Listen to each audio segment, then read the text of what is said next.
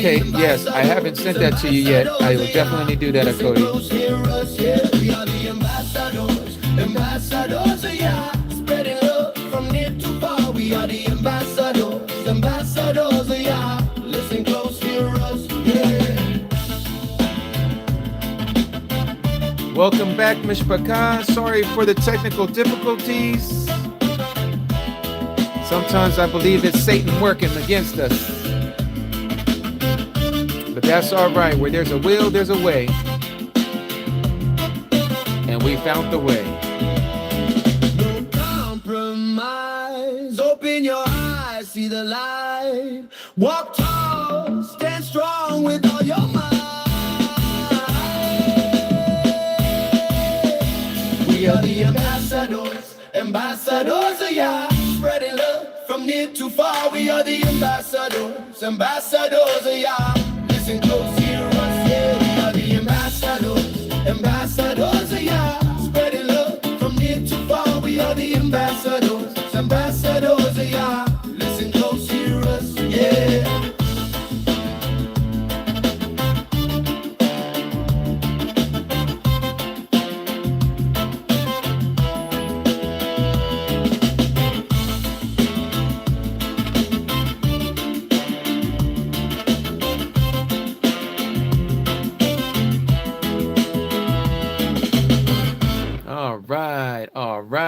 All right. I am Og Jimmy. We are known as ambassadors of Yah. All of you out there, no matter where you are, no matter where you may be on this Aratz, know that you represent the Most High, Abba Yahuah. Okay, so where were we? So it is close to the time for us to Palal, as I can show you looking out my window over here in Las Vegas. We are getting close to that time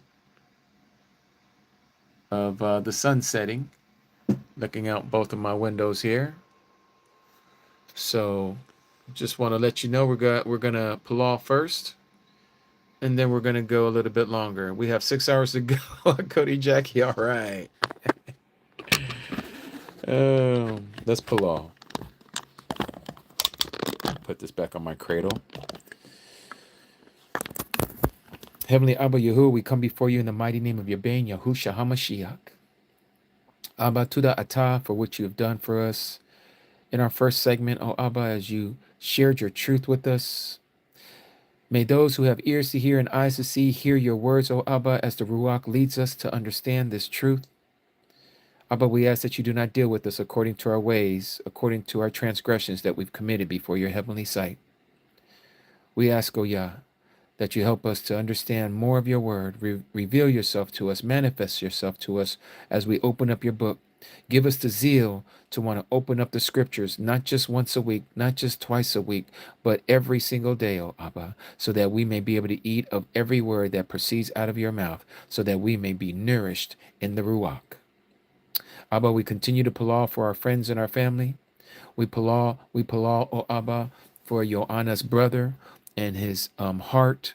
We ask that you would make him strong, put him on his feet, let him know it was you who saved him, to give him another chance, O Yah, at life, and that he may come to know you.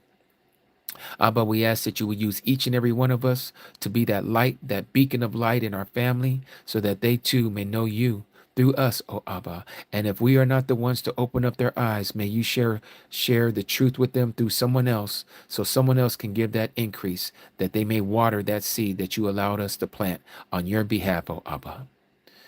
We give you all praise and honor and esteem on this Shabbat, O Yah.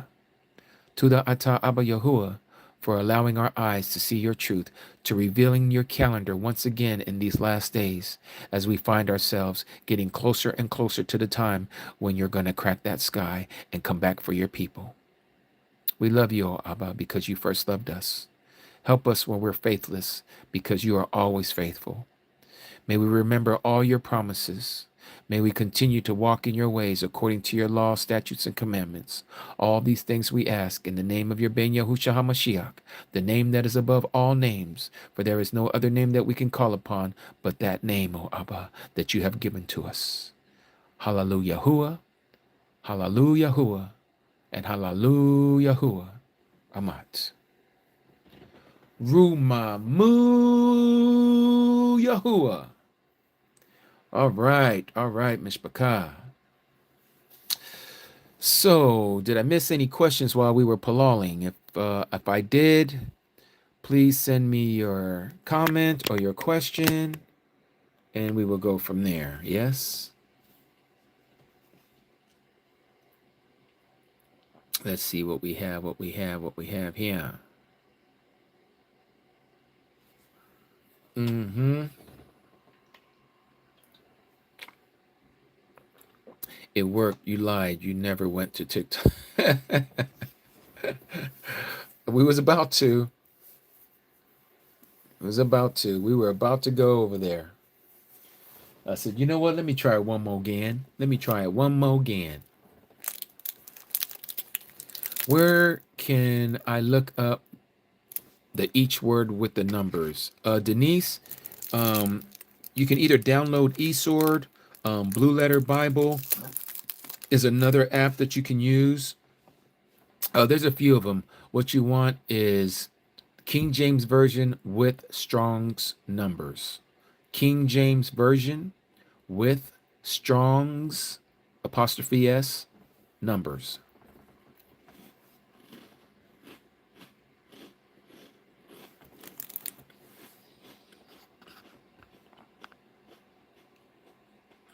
Betty was in the hospital as well. We will definitely make sure to keep her in our palal. Simone, you said, why is it that people are still confused by the Father and Son being one? A lot of that has to do with, again, their understanding.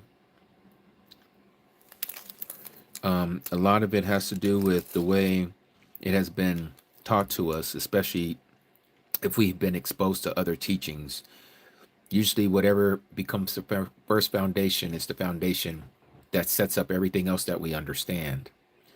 And if that is a foundation that we have built upon our understanding of who the Father is and who the Son is, the only way that you can get this clear revelation is that Yahuah has to literally deprogram and reprogram you.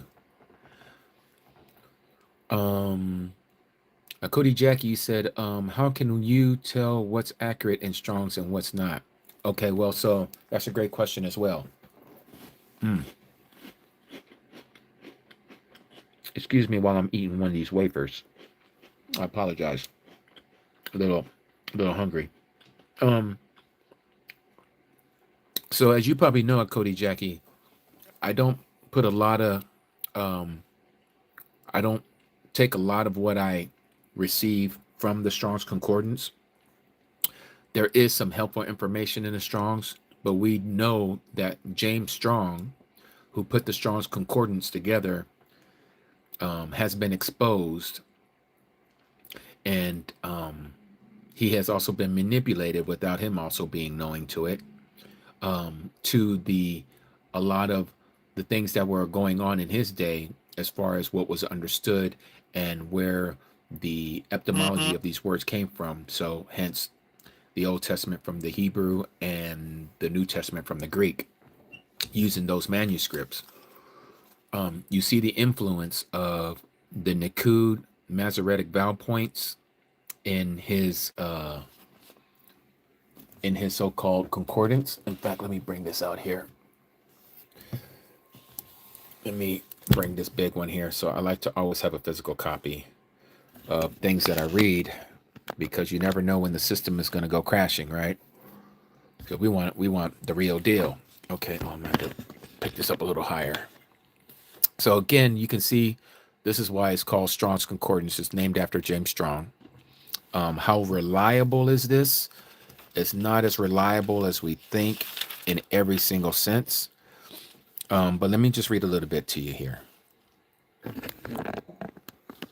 Preface. You know, I love reading prefaces. This is where you start to learn about the lies that they tell you of where they did what they did and why they did what they did. So here in 1890, 1890, James Strong, professor of exegetical theology at Drew Theological Seminary, published his monumental concordance to the set apart scriptures, the fruit of 35 years of labor by Dr. Strong and more than 100 colleagues.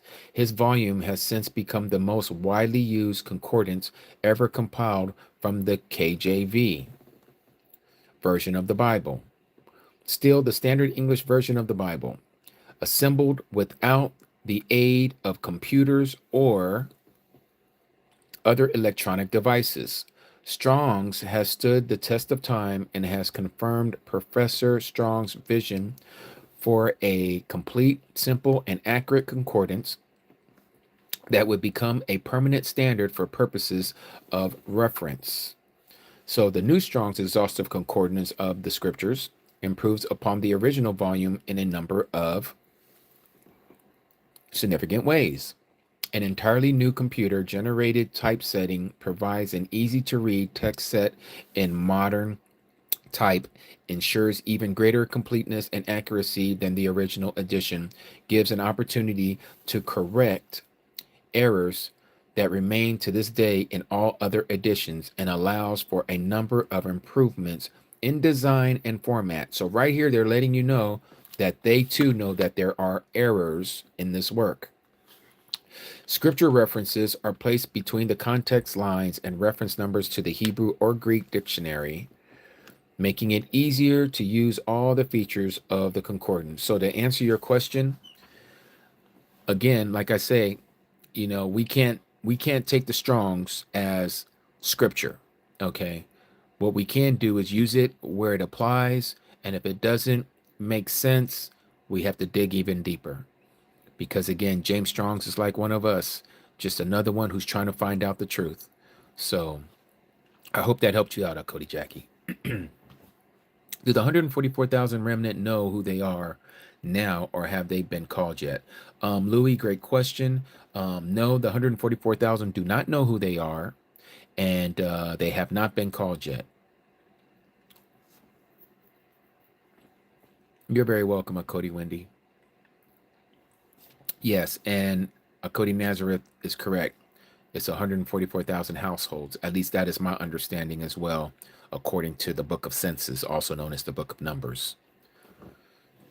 Aki, what do you think about Yahusha saying, feed my sheep and not feed my father's sheep? Again, you make a very well point, Aki Andy, because that lets us know that he is one and the same. One and the same. Just like when he says, if you love me, keep my commandments. He didn't say keep my father's commandments, because after all, it's the one same entity, one being.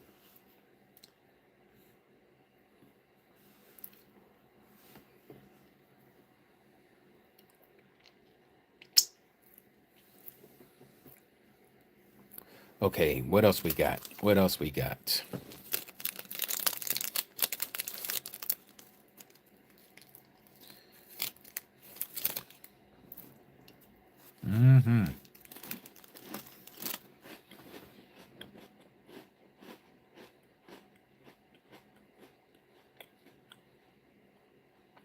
I know you guys can probably hear me chewing. This is really my first meal all day. And here it is that the sun then went down. Is golf considered work on the Shabbat? Myron, let me show you what it says about Shabbat.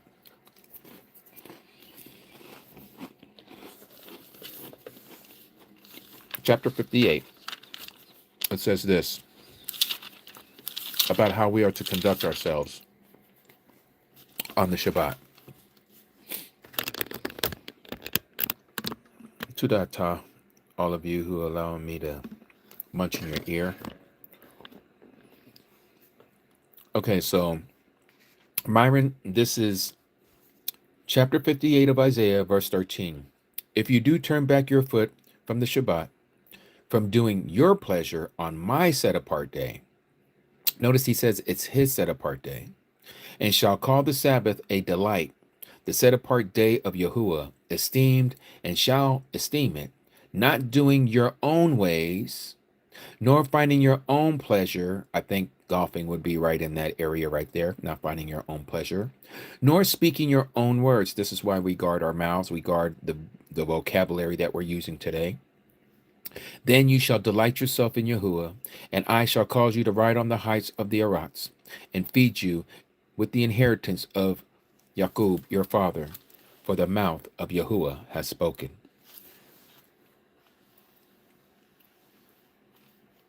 Let's see.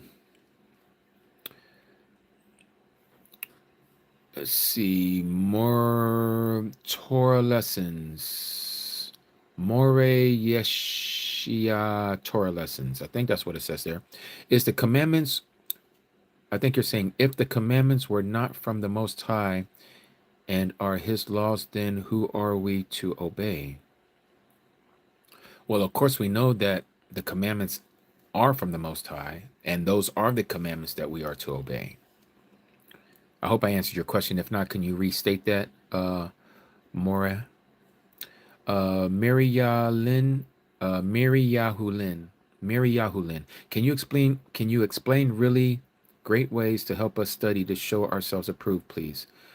That's a great question as well. So what I would suggest is first find a target which you're wanting to learn. Okay.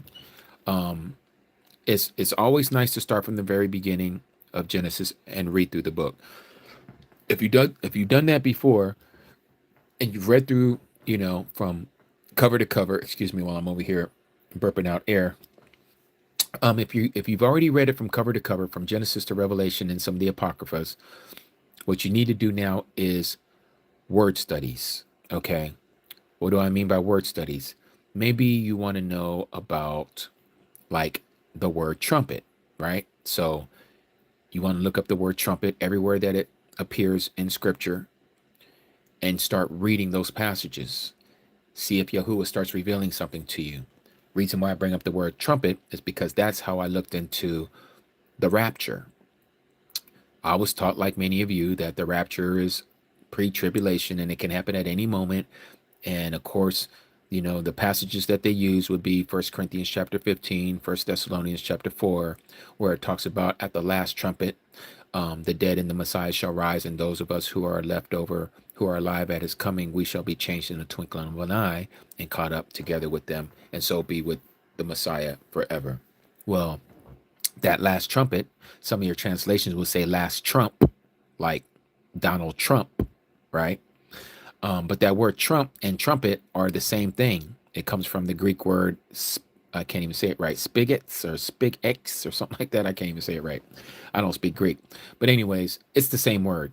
They just break it up because of King James vernacular of trump and trumpet used in the English. So, but that's the way you can use that way to do some studying as well. You want to look up a topic as another way of learning as well. You can look up topics. What I will tell you to stay clear from, it's okay to use other aids to help you. But I see a lot of people using AI to help them with their studies. Now, I don't know about you, but I'm not going to allow a computer to tell me how to decipher the scriptures. Okay, first of all, there is no ruach, no spirit from Yahuah, might I add, in AI technology. The way you're going to learn is by his spirit. That is what he told us. Okay, John chapter 14, verse 26 and John 15, 26. It's the spirit that's going to guide us and lead us into truth, not AI technology, not your pastor, not your preacher, not me. Nobody is going to be between you and him. The reason for this to be so key and evident for us is that the day is coming when we will not have these devices. We will not probably even have these books.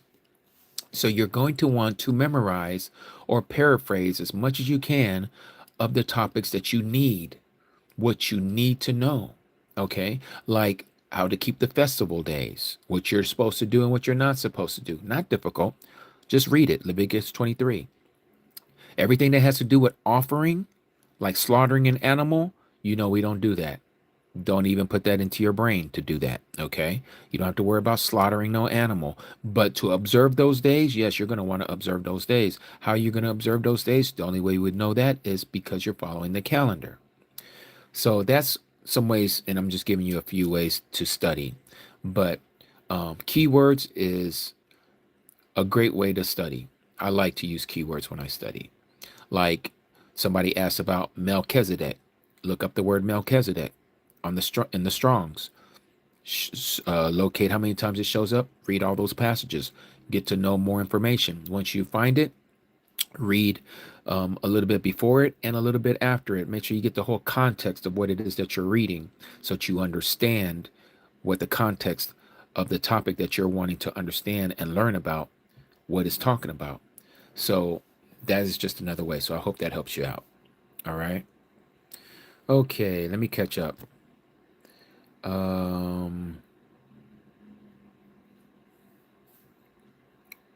I know no buying or selling, exchange of money on Shabbat, but there is a homeless Akudi who needed help, food, shelter. I Palal Yahuah is good with that.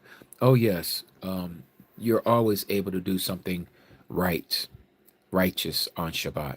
Yeah. I would even say, and this is just my opinion, I'm not going to go against the word. This is just my opinion. If you see somebody who's homeless, and they must be outside of your house, because that's the only way you're going to see somebody who's homeless, because they're outside of your home and they don't have a home. Grab something to eat for them, bring it to them out of your home, give it to them, but don't carry anything heavy. Okay. Don't bring any burden out of your house, as we're told, but bring food. We're to do righteous things on Shabbat, so there's nothing wrong with that, Don. Aki, can you read Ezra 13:40 about the 10 tribes going into a land that no man has walked and entering the Euphrates? That is a big topic there. Yes, we'll look at that here.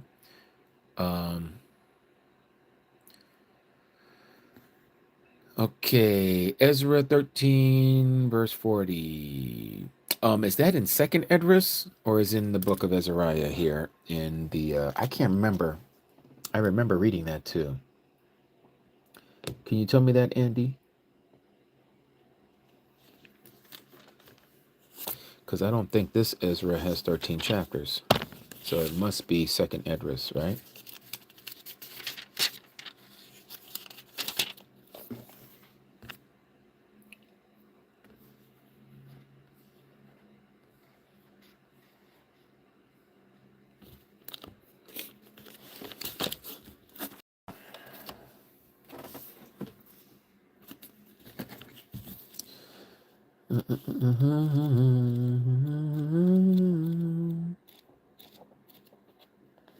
First Esdras.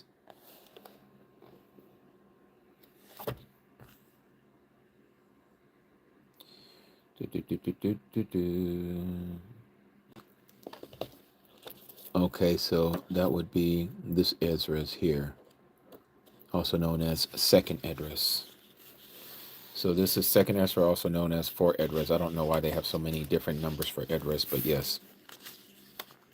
All right. And let's see, 13.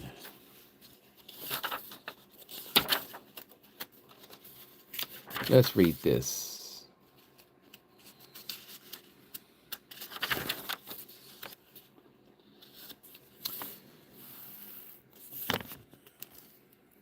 So I'm going to read a little bit before it.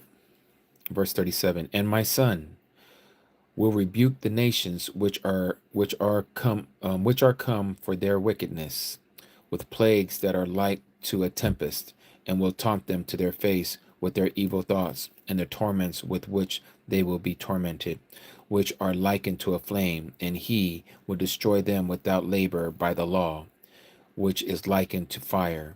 And whereas you saw that he gathered to him another multitude that was shalom, these are the 10 tribes, which were led away out of their own land in the time of Hosea, or that is to say, Hosea, which is Usha right there. the king, whom Shalmaneser, the king of the Assyrians, led away captive, and he carried them beyond the river, and they were carried into another land. But they took this counsel among themselves, that they would leave the multitude of the heathen, and go out into a further country where never a mankind lived, that they might there keep their statutes, which they had not kept in their own land. And they entered by a narrow passage of the river Euphrates, for the Most High then performed signs for them, and held back the springs of the river until they had passed over. For through that country there was a great way to go, namely of a year and a half, and the same region is called Azaroth. Then they lived there until the latter time. And now, when they begin to come again, the Most High holds back the springs of the river again, that they may go through. Therefore, you saw the multitude gathered together with Shalom. But those that are left behind of your people are those who are found within my set apart border. It will be therefore, when he will destroy the multitude of the nations that are gathered together, he will defend the people that remain. And then will he show them very many wonders. Then said I, O Master, or O Yahuah, that bears rule, who shows me this? Why, I have seen the man coming up from the midst of the sea.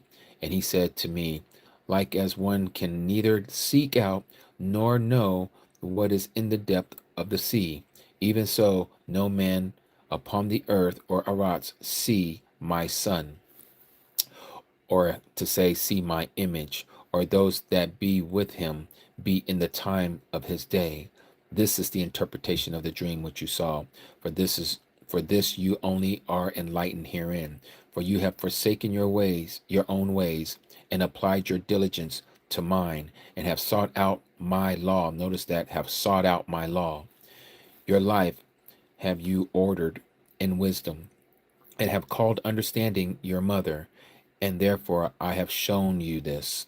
For there is a reward laid up with the Most High, and it will be after another 3 days I will speak other things to you, and declare to you mighty and wondrous things. Then I went out and passed into the field, giving praise and thanks greatly to the Most High because of his wonders, which he did for a time to time, and because he governs time, and such things as fall in their seasons. And there I sat 3 days. So there has been those who believe that this is talking about how the 10 tribes even found their ways here into the Americas. This is what I've been hearing. There seems to be some proof to this and some evidence to this. So I'm going to show you here on my map.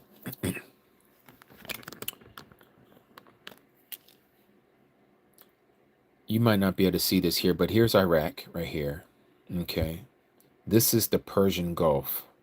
In fact, let me show you a better map, because that one is not showing it too well. Hold on one second. Let me pull up a map here on my laptop. Oh, excuse me, my laptop. Okay.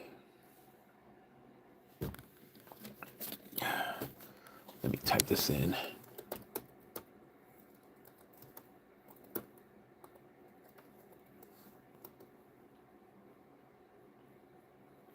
All right. So I'm going to show you some images of this area. Let's see, which one do I want to use? Daniel, I am reading out of Second Esdras, also known as Fourth Esdras as well. Okay, let's see here. I think this one is probably going to do the job.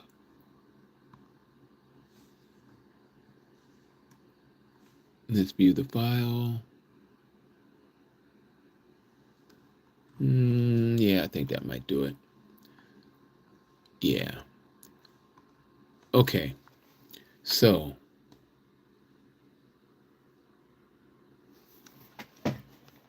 I think you can probably see where it says Euphrates right there. This is the river. Okay. And it goes all the way down into what we know today as the Persian Gulf. This would be the mouth of the Euphrates River coming down here. And this is what they call the Delta. Okay. This is kind of like marshland here. This would be the ocean. that they entered into what we know as the Persian Gulf. The Persian Gulf then takes you out into the Indian Ocean. Okay, now let me see if I can show you another map here. Give me a second.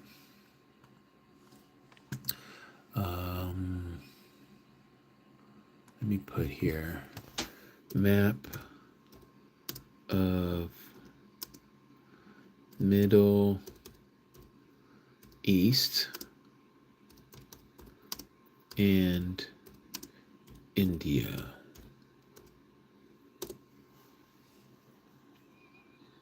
Okay, so let's go with this one. All right, so now what I just showed you earlier was this location right here. Okay, here's the Euphrates right here, empties out. This was the mouth of the delta, comes out into the Persian Gulf. From the Persian Gulf, they shipped themselves out to an area where no one knew they would come out this way. Okay, now I would probably have to find another map where it shows the stream. There's currents in the oceans. There's a current that goes down this way out into what we call today the Indian Ocean. This is the Indian Ocean right here. Okay, from here you'll find that this is where we get people that are all over the South Pacific, like the Fiji Islands and Samoa and what is called New Zealand and Australia, who they call the Aborigines. These people have this Semitic blood in them. Okay, and not only them, but also those who found themselves here in the Americas. This is why we find Hebraic letterings and stuff here in stone. So let me show you that one as well. Let's do this. I think it's called Tuna, or is it La Luna? I think it's La Luna. La Luna, New Mexico.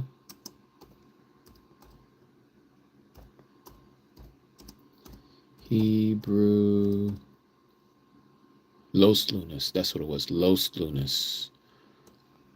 Okay, so let me put that in because I messed that up. Los Lunas. I want to show you guys this. Some of you probably already know this. Los Lunas, New Mexico. And then let me spell Hebrew right. I didn't spell Hebrew. I put Hebrew. Hebrew stone.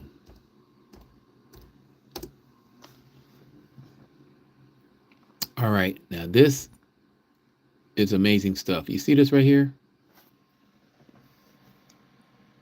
This was found, ancient Hebrew, notice that. That's what we would call Paleo Hebrew. This was found in Los Lunas, New Mexico on a stone, okay? It's called the Decalogue stone. Let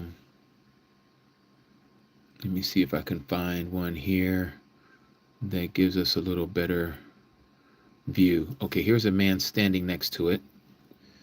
This is found in Los Lunas, New Mexico.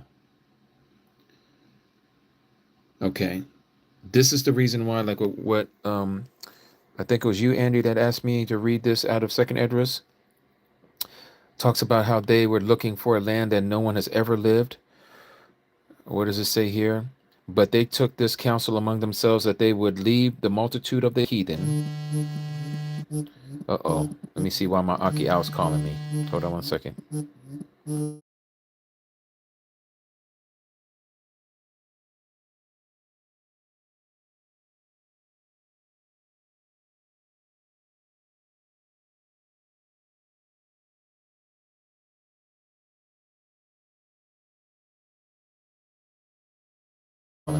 Hold on one second. Okay, sorry about that. That was one of the Akis calling, seeing what had happened, so I had to the Akis calling, seeing what had happened, so I had to Okay, sorry about that. That was one of the Akis calling, seeing what had happened. So I had to he thought I was on TikTok. But anyhow, so yeah, so as it says here, but they took this counsel among themselves that they would leave the multitude of the heathens and go out to into a further country where never mankind lived, that they might be able to keep their statutes, which they had not kept in their own land. So here it is, right here, and notice they call it the Las Lunas Decalogue. Deca meaning 10, or the 10-word stone. Okay, that's what this is. This is the 10 commandments written in Paleo Hebrew. All right, let me take you back here what it says about this. Okay, so Los Lunas Decalogue stone. The Los Lunas Decalogue stone, they say, is a hoax associated with a large boulder on the side of the hidden mountain near Los Lunas, New Mexico, about 35 miles south of Albuquerque, that bears a 9-line inscription carved into flat panel.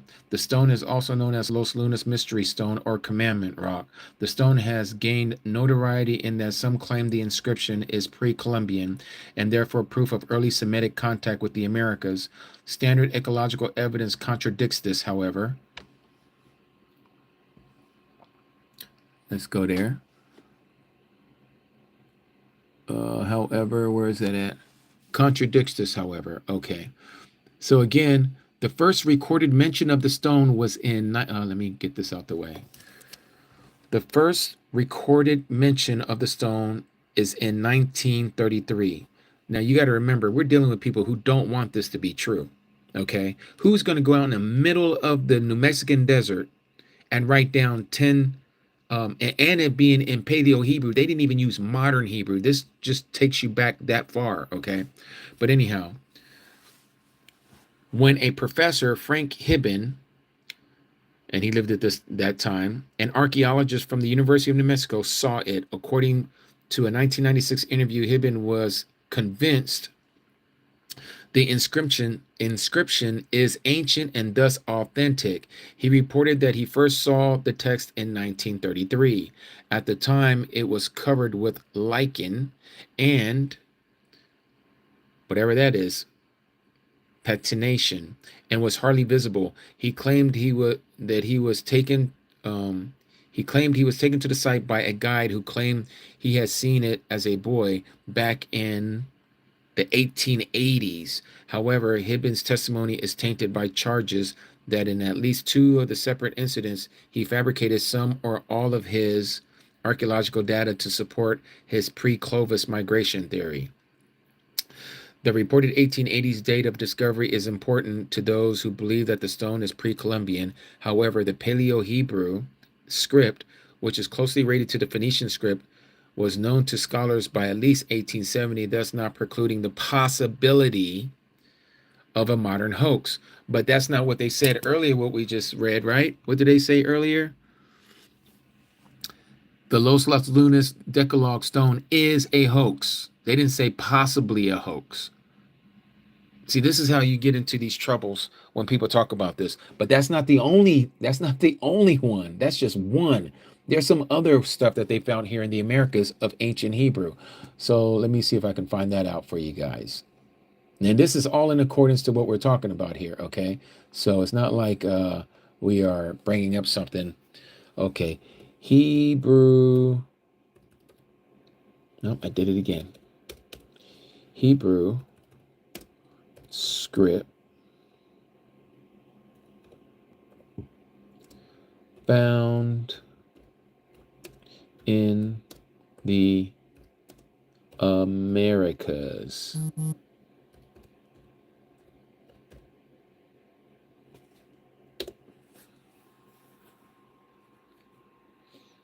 Okay. Just generate answer. Let's see what it says here.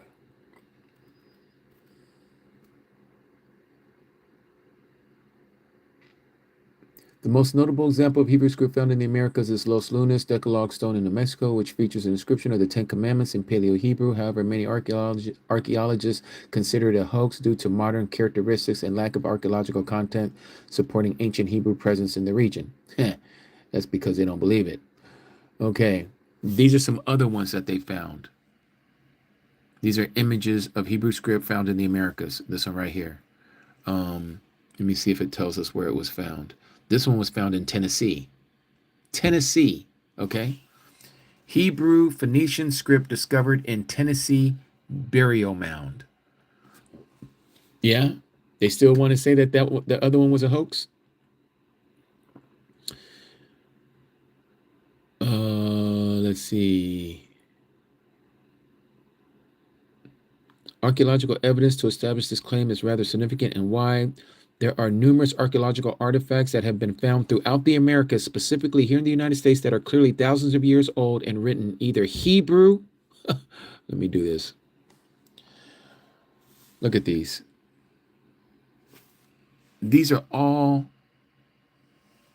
things that they have found that have something to do with Hebrew, okay? This one is they found this in Ohio. 2 stones bearing Hebrew inscription, okay? Nobody knows this kind of stuff. Why would this stuff be found here, right? The law of Elohim, the king of the earth, the word of Yahuah. That's what was written on this keystone inscription. The most high place, the law of Elohim, the king of all the Arats, the world, or the word of Yahuah. So again, there is proof of this at what I'm pretty much trying to say to you guys. This passage here in 2nd Esdras about how they were going to go to another place. It says, but they took this counsel among themselves that they would leave the multitude of the heathen and go out into a further country where never a man lived, and that they might keep their statutes which they had not kept in their own land. Hence why they would have these statutes written down on a piece of stone. But anyhow, yeah. Yep, even in Puerto Rico, that's right. Yep, sure enough. Yep. The evidence is, again, they don't want this to be true because they need all of us to believe that Christopher Columbus was the first one to sail in 1942 in the what, how did they say that? In 1492, he sailed the whatever, the blue, and I forget how they say that. I can't remember some of these nursery rhymes. But yeah. Yes, great to see you here, Cody Tanya. In fact, we're going to have a little get together next month. I would like to make sure that you and your little ones come through. We got our Cody coming through here. And we got an Aki coming through first, and then a Cody. Our Cody Jennifer is going to be coming through from Tribal East. She's going to be coming out here to the Vegas area. Oh, yes, he sailed in the ocean blue. That's what it was, right? Yeah, you guys remember that. Nina, Pinta, Santa Maria, and all that stuff. Pinta, Nina, Santa Maria. Yeah, sailed in the ocean blue and all that. I can't remember all that stuff. But anyways, yes.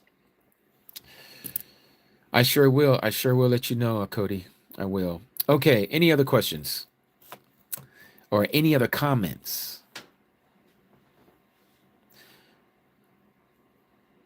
Any other comments? Any other questions? Guys, this is not a literal book checkout.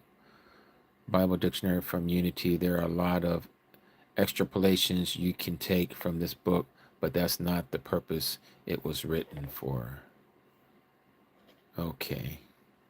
Isaiah 19, I don't understand or understand the connection in this verse, talking about Egypt, Assyria, and Yahshua worshiping Yahuah in unity. Yes, this is when he brings us all back together. Okay, so Isaiah, let's go there. Isaiah 19, yes. This is where he says that Egypt, did he say, I can't remember how it says it. Let's just go there because I'll butcher it. Some people went to TT and think we're on TT, but we're not on TT. Boy, I tell you, this is what happens. Let me tell Aki Steven, we are on YT, Aki. We didn't go to TT. Okay. All right. Well, I got all kinds of text messages. I'm going to have to check those later. Whew, too many. Okay, so we were going to Isaiah 19, 24 and 25. Yes. So let's read back a little bit. Verse 20. And it shall be for a sign and for a witness to Yahuah of hosts in the land of Mitzrayim in Egypt, when they cry to Yahuah because of the oppressors, he sends them a savior and a great one, and shall deliver them. And Yahuah shall be known to Mitzrayim, to Egypt, and to the Egyptians shall know Yahuah in that day, and make slaughtering and meal offerings, and shall make a vow to Yahuah and pay it. And Yahuah shall smite the Mitzrayim, okay, or the Egyptians, smite it and heal it, and they shall turn to Yahuah, and he shall hear them and heal them. In that day there shall be a highway from Mitzrayim to Ashur, or to Assyria, and Assyria shall come to Mitzrayim, and Mitzrayim to Assyria, and Mitzrayim shall serve with Assyria. In that day Yashra'al shall be one of three with Mitzrayim and Ashur, even Barakah in the midst of the Arats, whom Yahuah of hosts shall Barak, saying, Baruch is Mitzrayim my people, and Ashur the work of my hands, and Yasharal my inheritance. So here is letting us know that he is going to bring, because there are people who are interconnected with all three of these bloodlines. So if you remember, Masha and also Abraham had offspring with Egyptians. Okay, remember Hagar? She was an Egyptian, right? Masha, he had married Jethro's daughter, and I believe they were Moabites, but you can connect them back to the Hamite bloodline, which would be like the Egyptians. And then you had the children of Yasharal, the 10 northern tribes that were taken into captivity by the Assyrians, so their bloodlines mixed as well. So it seems that all of this is all coming together to where he's going to be pulling these people out. He knows the bloodlines. He knows who they are. But not all of them are going to be saved. These are just certain people that are in these groups of people. Let's see.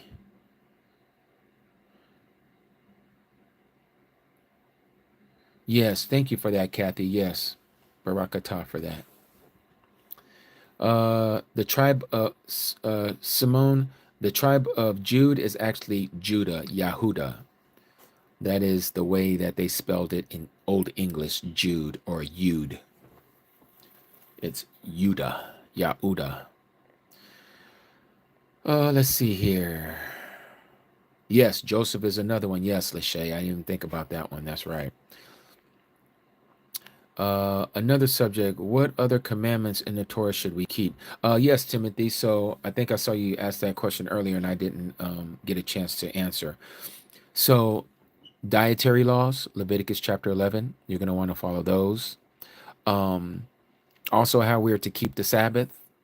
You're going to want to follow those, and those, like I was reading earlier in Isaiah chapter 58, talks about it there. There's passages in the Exodus that talks about how to keep the Sabbath. Excuse me. Leviticus 23, you're going to want to know that, which are the appointed times, the Moedims of Yahuah. Those are also commandments that we need to follow. Victor ER, for you to come in here screaming that pagan Christ is Lord stuff, you must know that we don't use those names, hence why you just got shown the exit. Instead of asking us questions, you just want to come over here and just blurt out stuff, and you have no idea that there's consequences and repercussions for you doing that. Sorry, I can't link them. They're on, okay. One of the 12 disciples.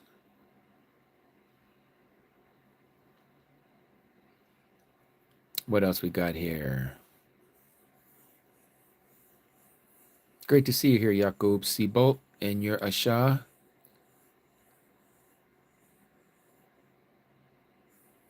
I'll show myself out. I'm an X-Gen. You don't have to tell us. Just go ahead and do it, Murphy. Sounds like you stuck in your ways. Why is there so many blood types when we're from one father? I think that has to do with the different types of DNA strands. Even though we may all have blood in us, there are many blood types, because I think a lot of that would have to do with, do you ever recall I don't know about where you live, Andy, but here in the United States, there used to be a law where you had to get blood before you can get married so that you wouldn't have problems with your offspring because of missing DNA, because your blood is identical to the person you might be trying to marry, which means that there's close bloodlines that you might be a brother or a sister or a first cousin kind of deal. So this is why they would have blood tests back in the day before you can get married to make sure that you can even get married in that state. But yeah, so if the bloods are too close, you're gonna have complications. There's gonna be some inbreeding, incest kind of things, and you're gonna have some missing chromosomes.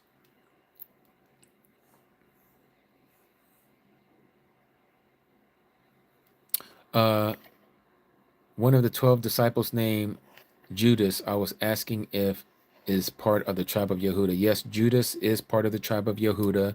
So is all the apostles were of Yehuda except for that we know of, like Shaul, aka Paul. He was from the tribe of Benjamin, but Benjamin connected with Judah. They became part of the southern kingdom. But Yehuda or Judas, he's named after the tribe of Yehuda. That was a very common name to have that name, Yehuda. Yes, exactly, Jackie. Exactly. Great to see you here, Cody. That actually had more to do with because a mother, that is her body will attack a child, is RH. Mm-hmm. Yes. I've heard of that as well. Yes, yes. Mm-hmm. No mixy. No mixy.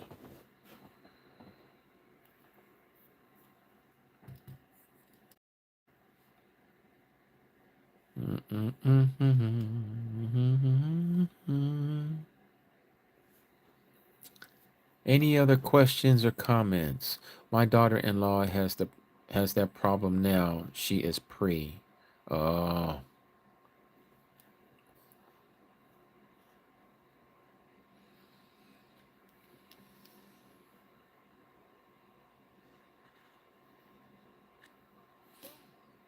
yes, that happened with. Let's see. Her body sees it as foreign. Could you look up Yaad? Andy, what do you mean by Yaad? And to look it up. Is there a reason?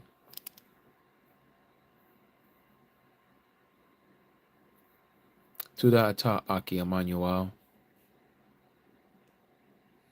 Tuda ata aki. I see our Aki Bob has moved into your backyard over there in San Antonio.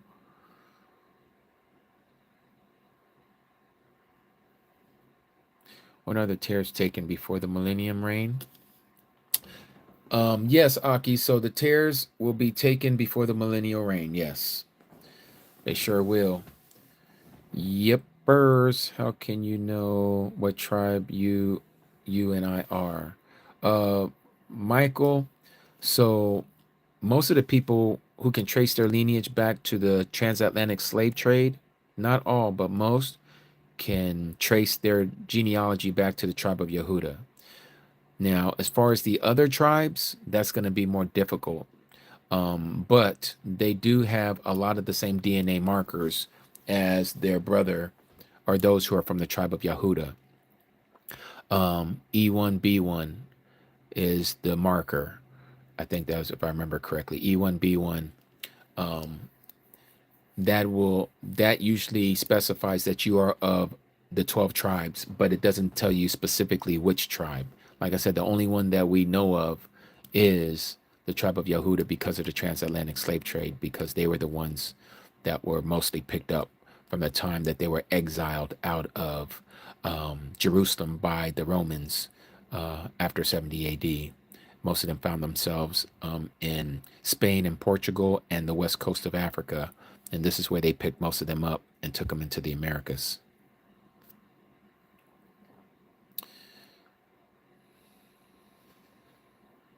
And that is very true of Cody Nasseret.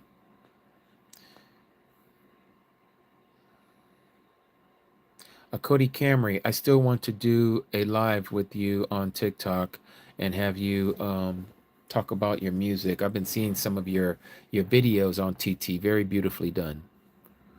We need to come together on that. We're going to be doing a study here on some words coming up probably in the middle part of the pagan year, the pagan month, JAN, next month.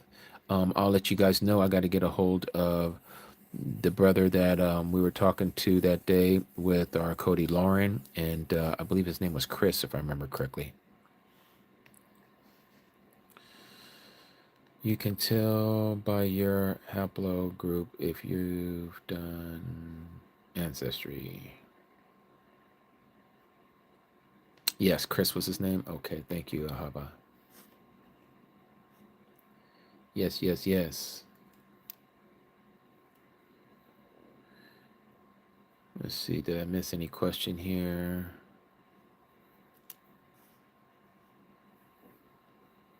Well, shouldn't we not boast about being grafted in because Father can raise these stones up to become children of the Most High?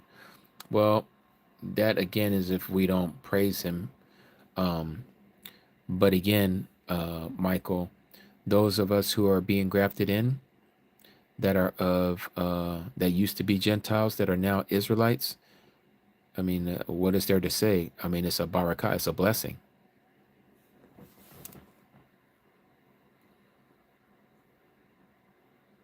Chris Turtleback. That was his name, Diane? Okay. Yeah, I believe he did email me or DM'd me, one of the two. I remember seeing it, so I will be getting a hold of him.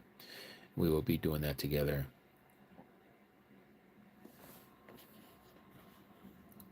Okay, beautiful Camry. I'll get a hold of you hopefully this week, and let's try to schedule it for this upcoming Iraq Yaum on TT. That is the preparation day before Shabbat, so a week from today, pretty much.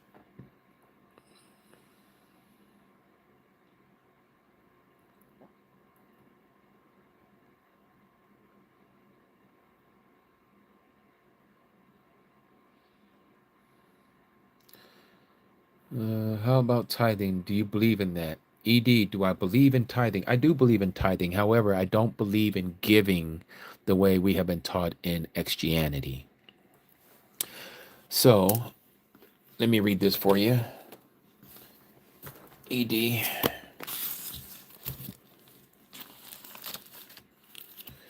Let's go to Matiti Yahoo, and I'll answer that question, Nicole G, in a minute. So let's go to Matthew chapter 17. I believe that's where it is.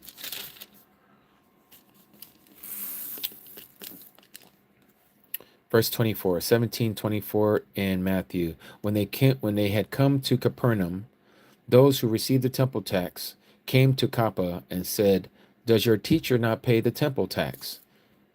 Kappa said, "Yes." And when he had come into the house, Yahusha anticipated him, saying, "What do you think, Shimon? From whom do the kings of the earth take customs or taxes?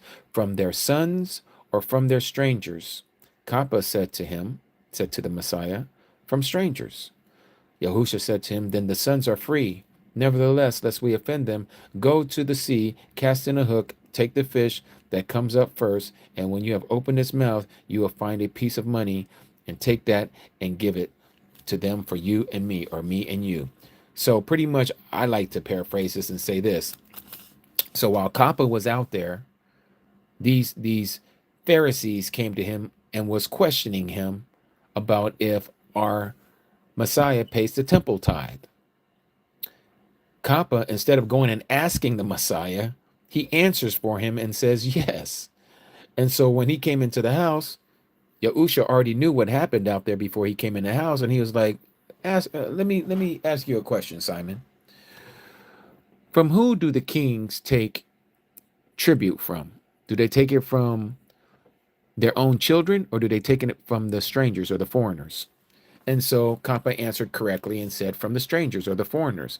And Yahusha says, so the sons are free then, right? Well, since you opened your big mouth on my behalf, Kappa, in case we offend them, Go to the lake, get the first fish, open up its mouth, and you'll find a denarii pretty much there. And you pay that tax for you and me since you opened your mouth. But know that you're free. So, what do we mean by this, ED? We are free. There's no such thing as paying tithe into something that you belong to. Okay? Because we're a part of the priesthood. Remember, it was the Levitical priests that would gather up the tithes and the offerings from the other tribes. We are now under the order of Melchizedek. We are now kings and priests in our own right because of Yahusha, the Messiah. So we are now sons of the kingdom. We don't pay into our kingdom because the kingdom belongs to us. It's the foreigners who have to pay this. It's the strangers who have to pay this, but not us. But to give, there's nothing wrong with giving.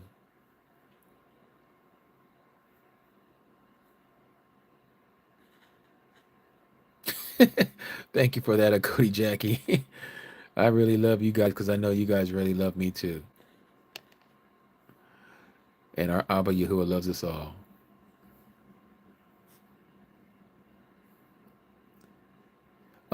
There was something else that someone asked me, and I told him I was gonna speak about that. What was that? About tithing. It wasn't tithing. Oh, the 144,000. Yes, Nicole. So the 144,000, when do the 144,000 get taken away? So Nicole, from my understanding, um, the 144,000 is going to be taken before the Great Tribulation begins. Okay, and from what I understand, and I can just give you what I understand, my opinion, I believe is going to be when the second seal in the book of Revelation, chapter 6, verse 4, I believe is where it starts. See, 1, 2, 3, yeah, 2, 3, verse 4. The 144,000 should be taken by that time because they have been told and promised that they shall be spared from the hour of trial that shall come upon the whole world to test those who dwell on the earth. So the 144,000 households must be gone by that time. And what better time for them to leave? Number one, not only will they be gone, but number two, nobody will even recognize that they're gone because of the chaos and the destruction that'll be going on all over the surface of the earth. So these people, the 144,000 households, will just seem like they're just a victim of casualty of what just happened, not knowing that they left.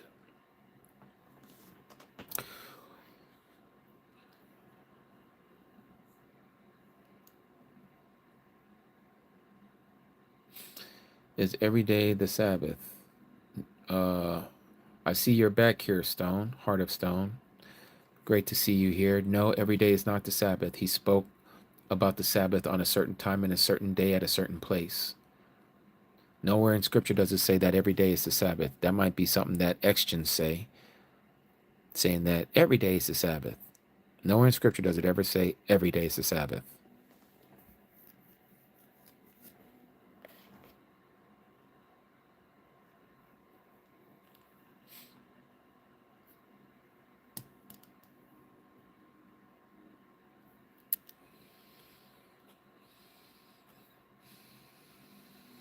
Who are you asking to open their eyes, Hearthstone?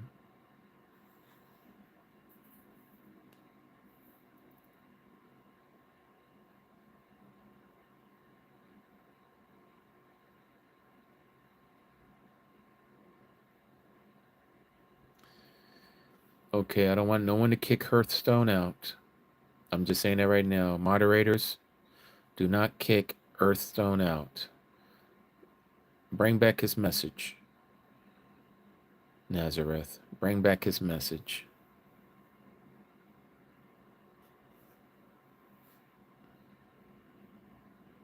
Oh, he's been silenced for 5 minutes.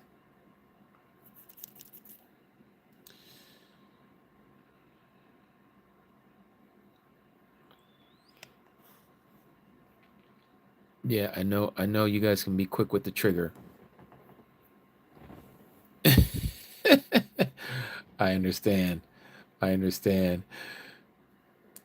I had a question regarding the tracking of our ages. If only going off the calendar beats, how would we track our ages? Jeremy, the age is going to be pretty much the same. We're just off by a day. Okay. The calendar that we follow, Yahuwah's calendar, and the Gregorian calendar that we've been raised in, that we were born into, is off by a day and a quarter. But that doesn't change your age. You're still whatever age you are, because again, it's the circular movement of the sun through the progression of the 12 months is still going to bring you back to the same time that you was born. It just might be a different time, as per date, but you're still going to be the same age.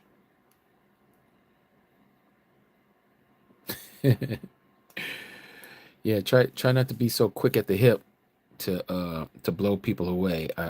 Some of these people, the only reason why I said not to take Hearthstone off is because Hearthstone, being a diehard X-Gen, wanted to plant some seeds into him or her. I don't know what gender he or she is, but hopefully that Yahuwah will open up the person's eye.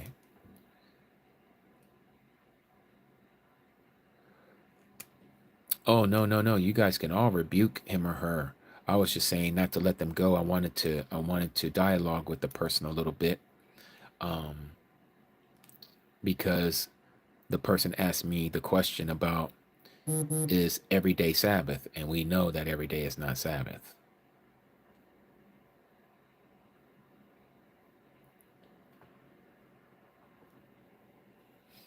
I was going to ask Hearthstone to see if they can find the passage that would give them that conclusion that every day is Shabbat.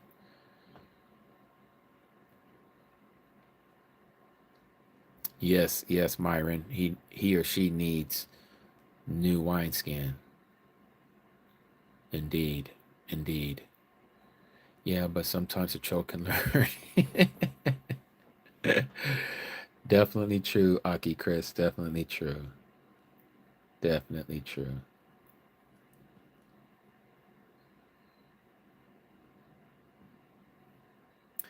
Let's see. Okay, let him breathe for Odd Jam.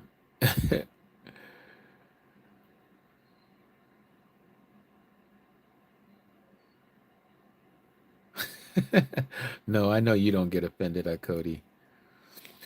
Go by the plant that they are in line throughout the day without the sun, then we die. Thank Almighty God Divine for his sun that gives us light. Brian, what are you saying, my friend?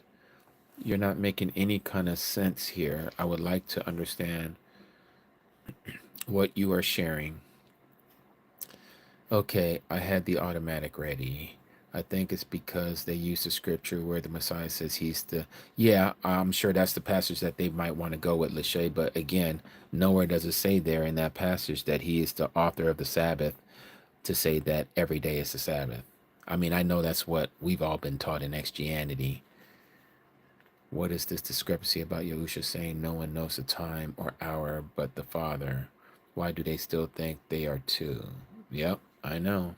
That the only way they can get the revelation is going to be from Abba Yahuwah. Can I read your thought on the 144,000? Did you say it earlier? Did I miss it?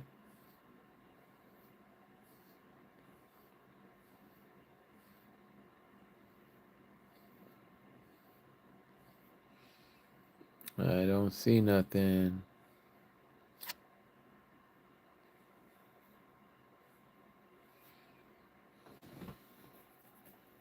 Yeah, I don't see anything there.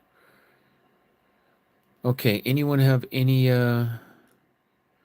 information or any questions? If not, we can um call it a day and we'll come back on. Oh, by the way, um I will be coming on. I will be fasting It's a voluntary fast, again, for New Year's Eve and New Year's Day on the pagan calendar. Again, fasting on behalf of our family members and our friends, co-workers who do not see this truth. As I shared with you all yesterday, Akodi Nildiyahu told me about her mother receiving the truth. And it just so happens to be when we were fasting, and she was just all so happy. I'm so happy for her that her mom received the truth. And Akodi Nildiyahu believes it was because of her fasting. She said, I just want them to know that fasting does truly work, and he does answer. And he does. He truly does, Akodi Nildiyahu.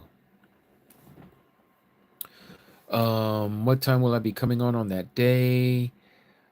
So that day is, let me see here, because I hardly ever follow these pagan days. I mean, like literally, like I'm asking my Shah, my wife, I'm like, babe, what's tomorrow? And I have to open up my calendar, the pagan calendar, see what's going on. Okay, so it's going to be this pagan WED day. I'm going to fast from the evening because you know that the partying gets started in the evening, not during the day of the New Year's Eve. So I'm gonna go from evening all the way to the second. So it'll be the evening of the 31st, break the fast, sunrise on the 2nd of JAN. Okay.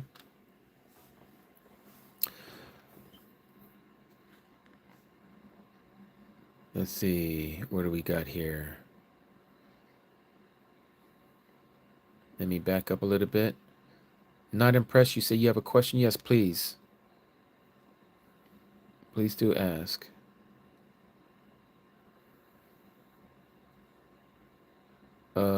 J Save 777. If I made any oath, vows, agreements, contracts, agreements with any other altar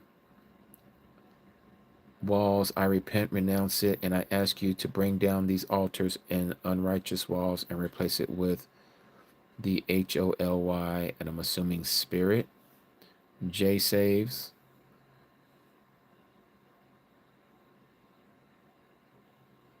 Can you help me understand Matthew 3:16 and 17? Okay, let me pull up my other book.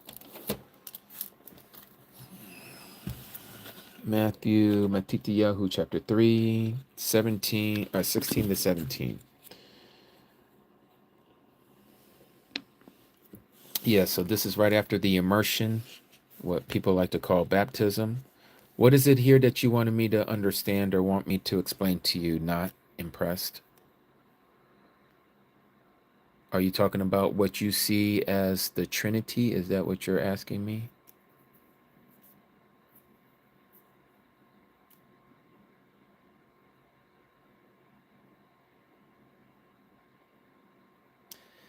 Is that what you're asking me here about this passage? Not impressed?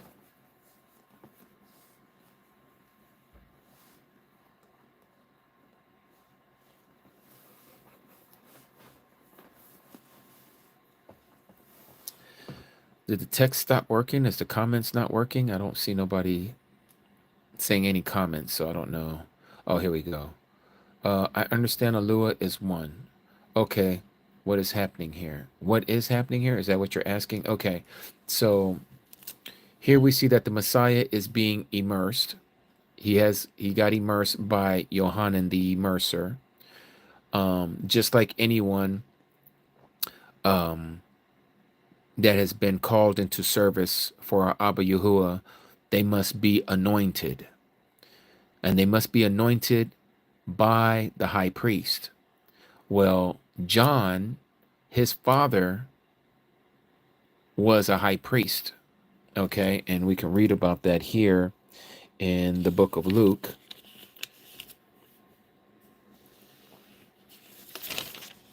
And it says here, let me put this over here so I don't lose my spot, and we'll come back to Matthew. There was in those days of Herodias, the sovereign of Yehuda, a certain priest named Zechariah, and the division of Abiyah, and his wife and daughters of Aaron, and her name was Elisheba, that is Elizabeth. Okay, this is who we know as John's dad, Zechariah. Okay, Zechariah was John the Baptist's dad. So you know that John was of the same bloodline as his dad. They were both of Aaron. That's the bloodline. That is the Levitical priesthood. John was a Levite. John is the one who anoints our Messiah. The Messiah could have went to the high priest who have taken on that title, high priest, like Caiaphas did. Of course, it wasn't Caiaphas at the time of this time happening. But nonetheless, instead of going from Nazareth straight to Jerusalem to get anointed and present himself to the high priest as the Mashiach, he didn't do that. Why? Because that was the false priesthood that was up at the Temple Mount. The Pharisees and Sadducees were the false priesthood. Yahusha went directly to the one who should have been the high priest, which would have been Yohanan, the immerser, John the Baptist. So he goes to John instead of going to Jerusalem. He goes there to the Qumran desert area by the Jordan River, to the Qumran community, who John is part of. That's his community with his disciples. And here he immerses the Messiah. And this is what you're reading here. And having been immersed, Yahusha went up immediately from the water, and see, the Shamayim were opened, and he saw the Ruach of Alua Alahim descending like a dove and coming upon him, and see a voice out of the Shamayim saying, "This is my son, the beloved, in whom I delight." Now, here it doesn't really say who heard this voice. It just says, "And see a voice of the Shamayim saying, 'This is my son, the beloved, in whom I delight.'" Now, when we go here to the other passage, Mark chapter 1, Yohanan came immersing in the wilderness and proclaiming an immersion of repentance for the forgiveness of sins. And all the country of Yehuda and those of Yerushalayim went out to him, and were all immersed by him in the Yarden River, confessing their transgressions. And it talks about how Yohanan was, how he dressed and all this. Then it comes down here and it says, "And it came to be," verse 9, "in those days that Yahusha came from Nazareth to Galilee, and was immersed by Yohanan in the Yarden. And immediately coming up from the water, he saw the heavens being torn open, and the Ruach coming down on him like a dove. And a voice came out of the Shamayim, 'You are my son, the beloved, in whom I did delight.' And immediately the Spirit drove him into the wilderness." Now, this is where I talk about the Gospels not being in harmony. Okay, even though they call it the synoptic Gospels, to say that they're similar or that they're all speaking the same, they are different. Again, we see here, "And see a voice out of the heavens saying, 'This is my son, the beloved, in whom I delight.'" Here in Marcos, "You are my son," not "this is my son," but "You are my son, the beloved, in whom I did delight." Okay. Luke,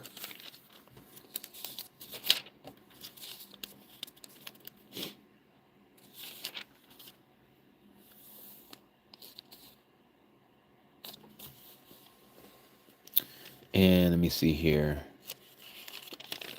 Where is it? Where is it? Joseph, Nazareth, subject. Da, da, da, da. Fifth, let's see. Elohim, 4. Collector set apart spirit fire. Da, da, da. Oh. Let's see here. I don't see that passage. Oh, here it is. Lucas. Chapter 3. "And it came to be When all the people were immersed, Yahusha also being immersed and praying, the heaven was opened, and the set apart Ruach descended in a bodily form like a dove upon him. And a voice came from the heaven saying, "You are my son, the beloved, in you I did delight." And Yahusha himself began. He was about 30 years of age, being reckoned by the law the son of Yosef, of Ali, of Matityahu, Alui. Okay, and then lastly we have Yohanan, John.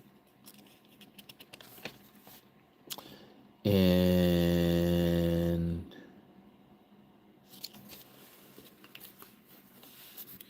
verse 29, chapter 1. And on the next day, Yohanan saw Yahusha coming toward him and said, "See the Lamb of Yahuah Elohim, who takes away the sin of the world. This is he of whom I said, after me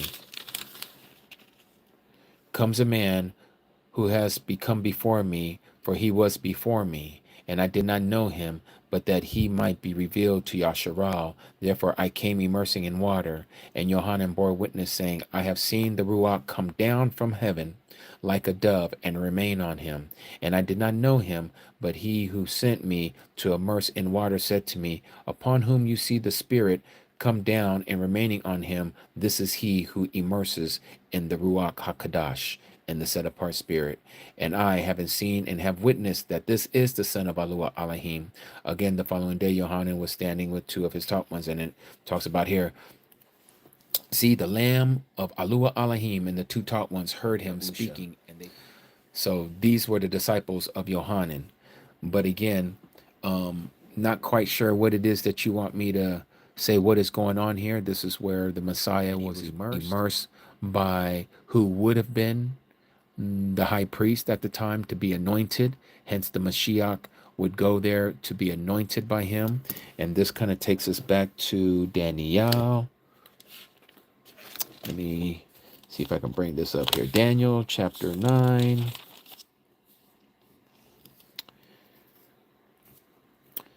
Verse 24. 70 weeks are decreed for your people and for your set apart city, and to put an end to transgression, and to seal up sins, and to cover crookedness, and to bring in everlasting righteousness, and to seal up vision and prophet, and to anoint the most set apart. Know then and understand from the going forth of the command to restore and build or rebuild Jerusalem until the Messiah, the Prince, is 7 and 62 weeks, or 69 weeks altogether. 7 plus 62 is 69 weeks. It shall be built again with streets and trench, but in times of affliction. And after the 62 weeks, the Messiah shall be cut off and have nothing, and the people of the coming prince shall destroy the city of the set apart place. And the end of it is with the flood, and the wastes are decreed and fighting until the end. And he shall confirm an agreement with many for 1 week. And in the middle of the week he shall put an end to slaughter and meal offering. And on the wing of an abomination he shall lay waste, even until the complete end. And that which is decreed is poured out on one who lays waste. This abomination that causes desolation, that is the third temple. That is the third temple. All right. Oh, I see Hearthstone is back. Well, hello, Hearthstone. I guess you better walk on eggshells if you want to stick around, or we can permanently remove you. If you enjoy being here with us, it seems like you do. I don't know why you're putting up a front. Why don't you ask questions instead of asking questions which you already know what your comeback is going to be, because you want to say something to try to be smart and sarcastic. But if you don't want to be sarcastic, we have a place for you. I'll be more than happy to listen to you, and I'll answer your questions. But if you just want to be sarcastic, I'll have one of my quick draw shooters go ahead and kick you out again. So it's going to be up to you. Will you explain to me Isaiah 14, 1 and 2?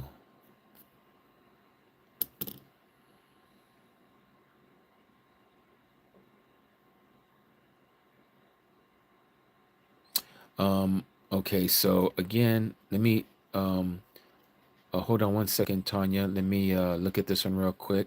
So Isaiah 7:14, we already know Isaiah 7:14. That is the Emmanuel prophecy. Isaiah 14, 1 and 2. Okay, that's where it talks about Satan falling. but not in that particular spot right there. It's a little bit further down. But Isaiah 14, because Yahuwah has compassion on Jacob, and shall again choose Yasharal, and give them rest in their own land, and the strangers shall join them, and they shall cling to the house of Jacob. Yes, and the people shall take them and bring them to their own place, and the house of Yasharal shall possess them for servants and female servants in the land of in the land of Yahuwah, and they shall make captives of their captors and rule over their oppressors. Okay, so this is the one that Hebrew Israelites like to use to say, all you white tea people are going to be licking the bottom of my soles of my feet, and you're going to be my slave, and all this other stuff. Okay, there's a two-part to this. It's not all the same. First of all, we're reading here about how the strangers shall join them and they shall cling to the house of Jacob. Okay. So this is first you're seeing that the foreigners are going to cling to the house of Jacob. And it says, and the people shall take them, and peoples shall take them and bring them to their own place. And the house of Yasharal shall possess them for servants and female servants in the land of Yahuwah, and they shall make captives of their captors and rule over their oppressors. Now, when people first look at this, they're thinking that this has to do with even those who are grafted in. That's not what this passage is talking about. What this passage is talking about is the millennial reign, where those who also have been grafted in, who became part of Israel, and they get all the promises and the fats of Yasharal, okay, they're also going to be ruling and reigning like us. But there are those who are going into the millennial kingdom who have this kind of flesh, this kind of body. They don't have the new bodies, the celestial bodies, the eternal, immortal, incorruptible bodies. They're going to have, they're going to be procreating. They're going to have babies. Okay. And those babies are going to have babies and so on and so forth for 1,000 years. Well, these people are going to become our servants. Hence why we're called kings. Okay. We're going to rule and reign with him as kings. Okay. Even you women, you are not good. There's no gender there. Okay. We're all going to be he. We're going to be a king, all of us, male and female. We're all going to be kings. The people who are under us, they're subjugated to us. They're the ones that we're talking about. That's what you're reading about here. Okay. They're going to cling to us. All right. Not talking about the strangers who have then became grafted in. No, these people who grafted in are part of Yasharal. Yasharal is not going to serve Yasharal. That was never the case, nowhere. Okay. If it was one of our brethren, then we are to treat them as one of us. We don't treat them as a slave or in servitude. These people are going to be under us. They're going to become our servants. Hence why we are called kings. To be a king, you must have servants. To be a priest, you must have somebody who is under you that you're going to teach the truth. So that's what this passage is talking about. Not that the white tea man or anybody who is not Yasharal is going to be our servants. That's not what it's talking about. It's talking about those who are not part of Yasharal, and that's native born and those who've been grafted in. These people are going to be our servants. And these people, whoever don't follow the dictates of what we tell them, according to what Yahuwah has taught us by his Tanakh, which is the Torah, the law, the Nabaim, the prophets, and also the writings, which is the Katubim, these people, they're going to be cursed. Their land will be cursed. There'll be no rain falling on their land. And they're supposed to come up 3 times a year to Yahushalom to serve Yahuwah and to worship him at his feet. Okay?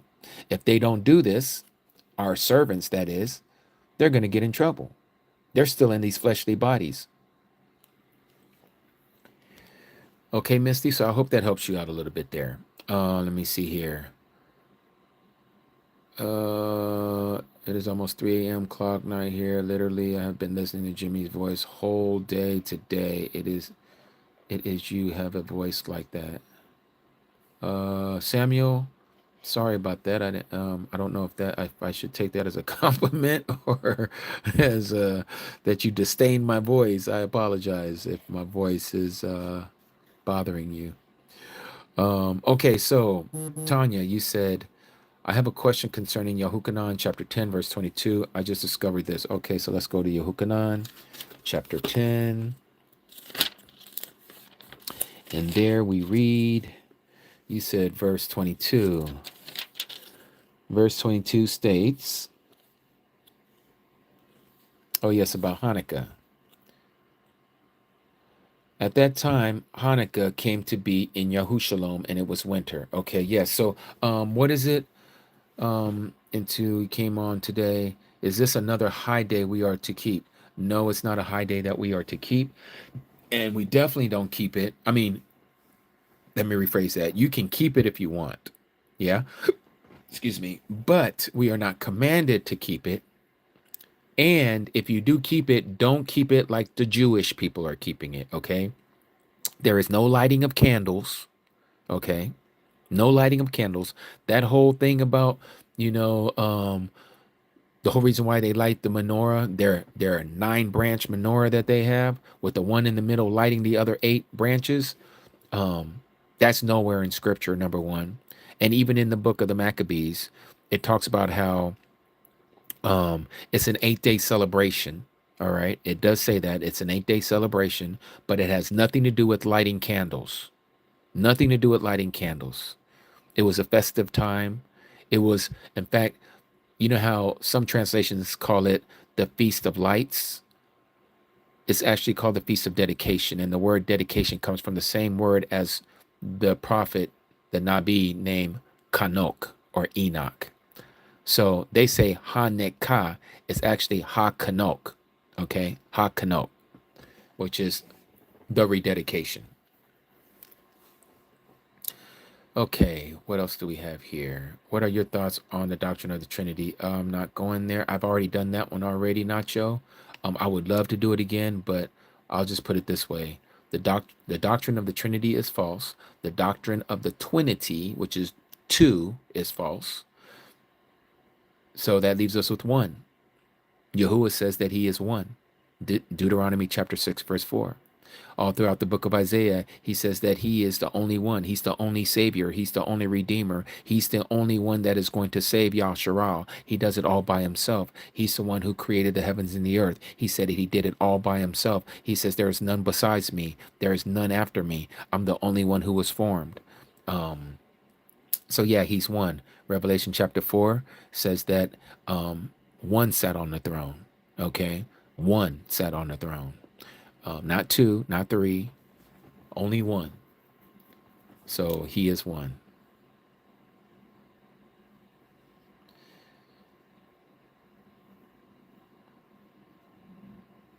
Let's see.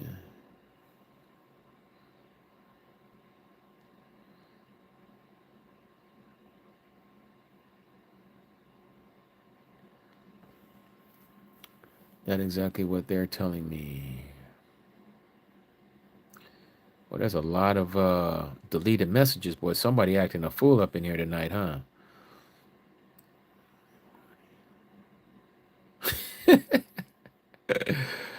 Yes, yes. Let's make sure we keep our composure. We just snipe them out like flies. That's all. Be careful, Hearthstone, and you'll need a tombstone. The mods are on that good. Are that good? The Creator created things to represent water, liquid, solid, gas. The Almighty is a triune mighty one. Okay, William Kelly, there's people that like to use these analogies of trying to explain the Trinity, but all of those fail in comparison, okay? Yes, I've heard of all these. I used to use them myself. Oh, you got the ice, you got water, and then you got gas, right? Or the fumes of the steam, yes? Okay, and you say, but yet all that is one, it's all water, it's H2O. Here's the difference. You can see all 3 of those things. You can't see spirit. So that messes up that whole analogy. You can't see spirit, and spirit was first. Okay, spirit was first, and then there was an image. When the image was created, which is the firstborn of all creation, that immediately, instantaneously made the spirit given the title Father, and the image the title Son, Son. The Father is the Spirit, John chapter 4, and he wants us to worship him in spirit and in truth. One being, one mighty one.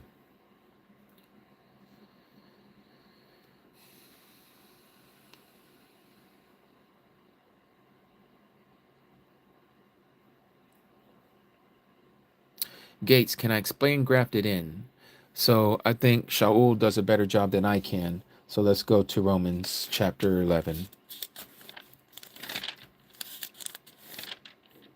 Romans chapter 11, it states this. Now I know that there are those who like to teach and say that the ones who are grafted in are the 10 lost tribes and they're grafting back into their tree again. But that goes contrary to everything that we read here. That would take someone who has no reading comprehension skills to say something like that, okay?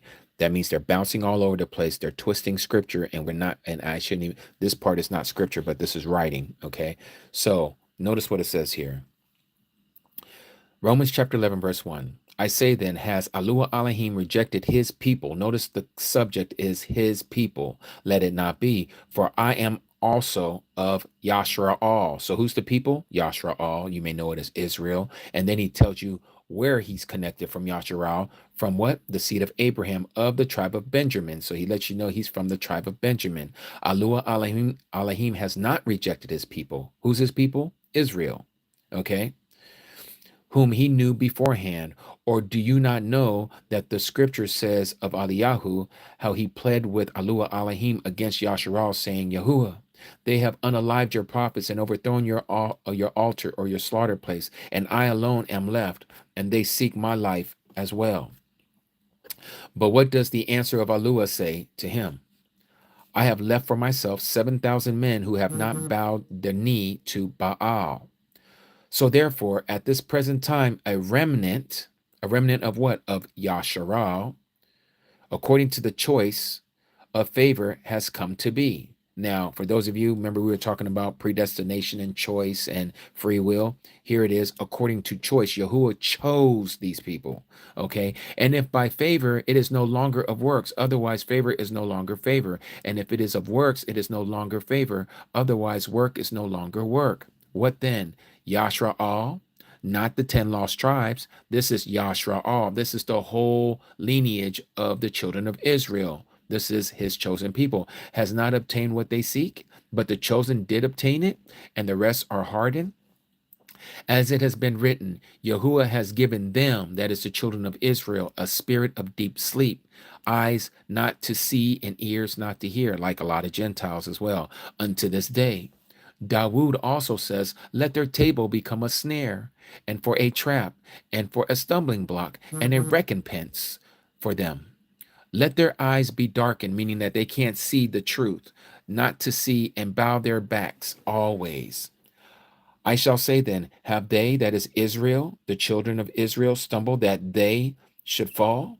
Let it not be. But by their fall, by Israel's fall, salvation or deliverance has come to the Gentiles. Okay, remember, nowhere here does it talk about the Jews. Okay, nowhere does it say Jews only. In fact, again, remember, Shaul is of the tribe of Benjamin. He's not a Jew. He is not a Jew. He's a Benjamite. Okay, he is not a Yahudi. He's a Benjamite from the tribe of Benjamin. To be a Yahudi, you must be from the tribe of Yahudah. Okay, so this right here is telling us that he's speaking of the whole nation of Israel, all 12 tribes. Okay, so that salvation may come to those who are not of the 12 tribes, that is the heathens, the Gentiles, the strangers, the foreigners. To what? To provoke Israel to jealousy. This is why you see so many of those IUICs, the Hebrew Israelites, those who say that the white people ain't getting in. This is why they're jealous, because they're finding out who they are, because their eyes are opening up. Remember, let their eyes be darkened, not to see, and bow down their backs. But now that their eyes are opening up, Yahuah is now provoking them to jealousy. That's why they're talking and speaking out of the bullhorn, saying all this stuff about people who are not of their bloodline. And if their, meaning Israel, fall is riches to the world, that is to the Gentiles, and their, meaning Israel's failure, riches for the Gentiles, the nations, how much more their Israel's completeness? For I speak to you, Gentiles, nations, heathens, inasmuch as I am an emissary, an apostle to the Gentiles. I esteem my service. If somehow I might provoke to jealousy those who are of my flesh and save some of them. So he's talking about his kinfolks, the Israelites. For if their, meaning Israel's casting away, is a restoration to the favor of the world, what is there but Israel's acceptance but life from the dead? Now, if the first fruit is set apart, your translation will say Holy, the lump is also. And if the root is set apart, so are the branches.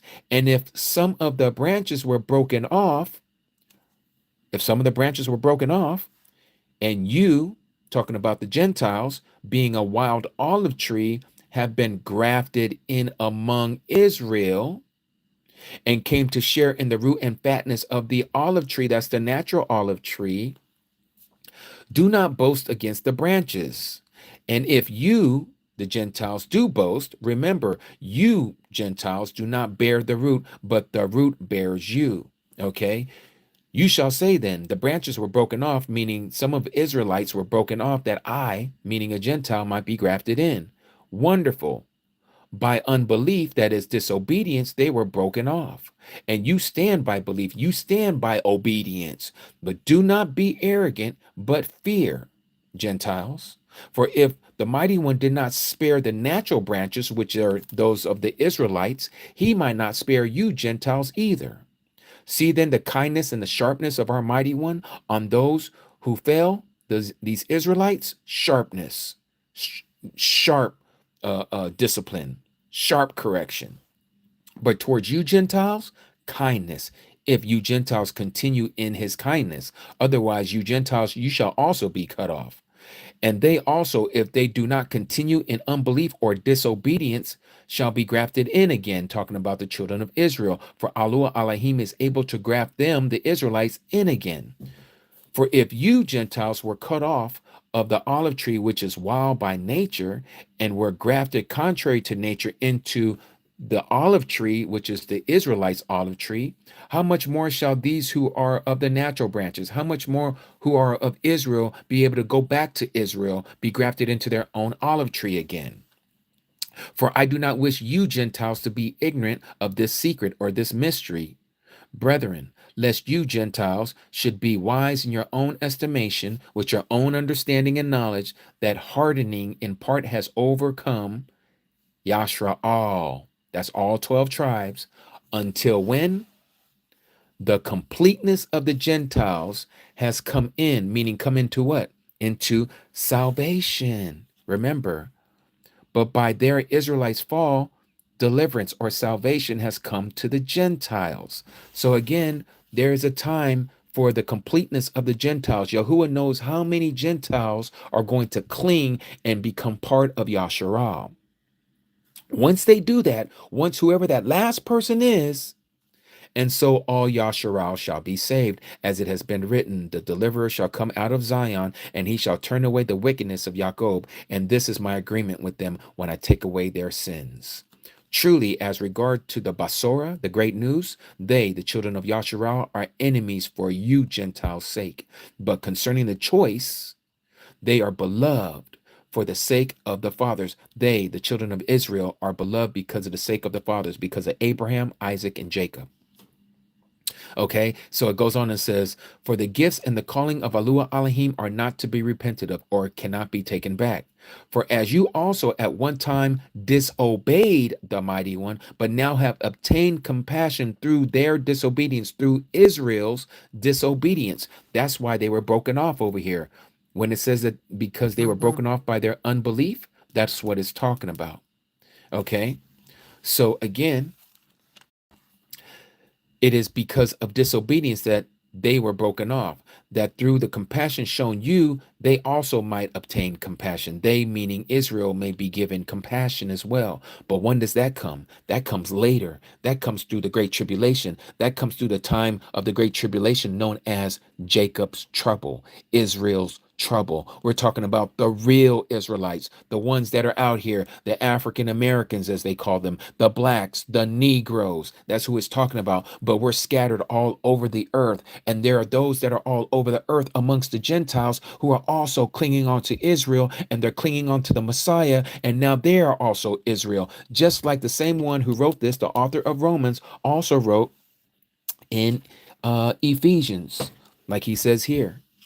Again, it goes hand in hand with what he said in Romans chapter 11. Therefore, remember that you once Gentiles in the flesh, who are called the uncircumcision by what is called circumcision, that is Israelites, made in the flesh by hands, that at that time you Gentiles were without the Messiah, excluded from the citizenship of Yasharal. You were foreigners, you were strangers, you were heathens, you were Gentiles from the agreements of the promises, having no expectation and without the mighty one in the world. But now in the Messiah Yahusha, you Gentiles who were once afar off have been brought near by the blood of the Messiah. For he is our peace, our shalom, who has made both one, both Israelites and the Gentiles one. He has made us one, and having broken down the partition of the barrier, having abolished in his flesh the enmity, the separation, the law of the commandments in dogma, the writings, so as to create in himself one renewed person from the two, from the Gentiles and from the Israelites. Okay, thus making shalom, and to completely restore the favor of both of them unto Yahuah Elohim in one body through the stake, having destroyed the separation by it, or enmity. And having come, he brought the great news, the Basora, shalom to you who are far off, you Gentiles, and shalom to those who are near, the Israelites. Because through him, we both, the Israelites and the Gentiles, have access to the Father by one Ruach, one Spirit. So then, you are no longer foreigners, you are no longer strangers, you are no longer Gentiles, you are no longer heathens, and you are no longer foreigners, but fellow citizens. You are now citizens of Yashraal, of the set apart ones, and members of the household of Yahuah Elohim. Okay?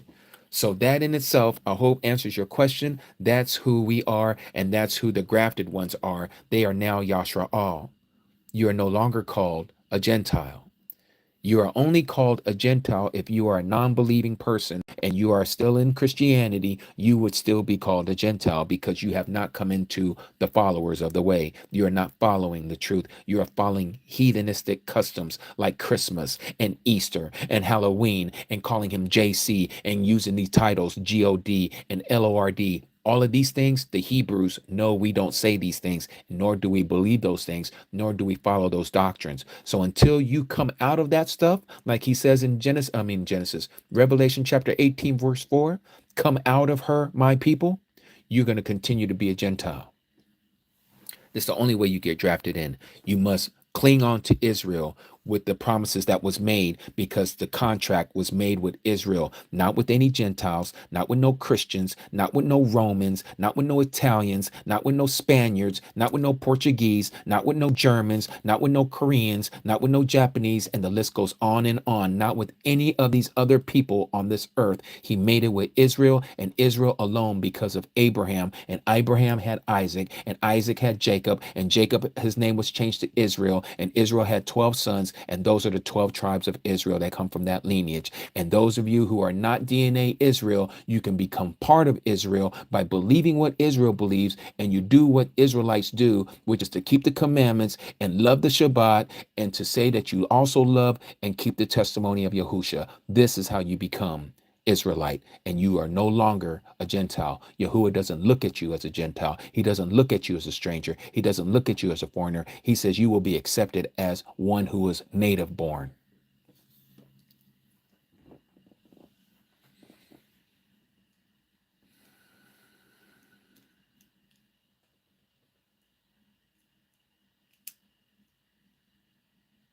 Any other questions? Or any other things that somebody wants clarity of, if I understand it?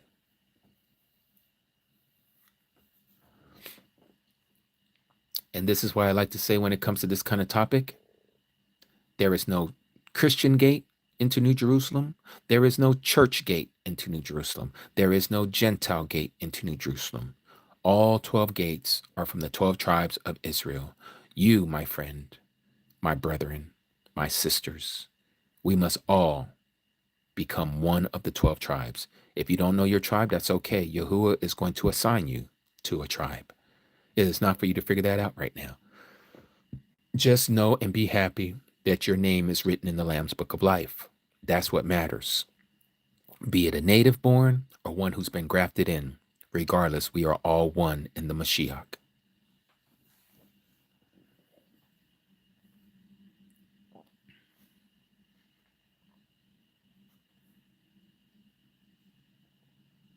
So you're not Jews, no religious doctrine. That's right, Deck. We are not Jews in that sense. No, we're not.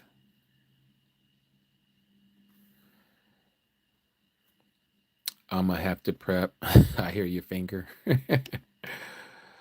Masha was black, brown, because one of the miracles which the Most High showed him was turning his skin from brown to white. Yes, he was definitely melanated. Yes, indeed.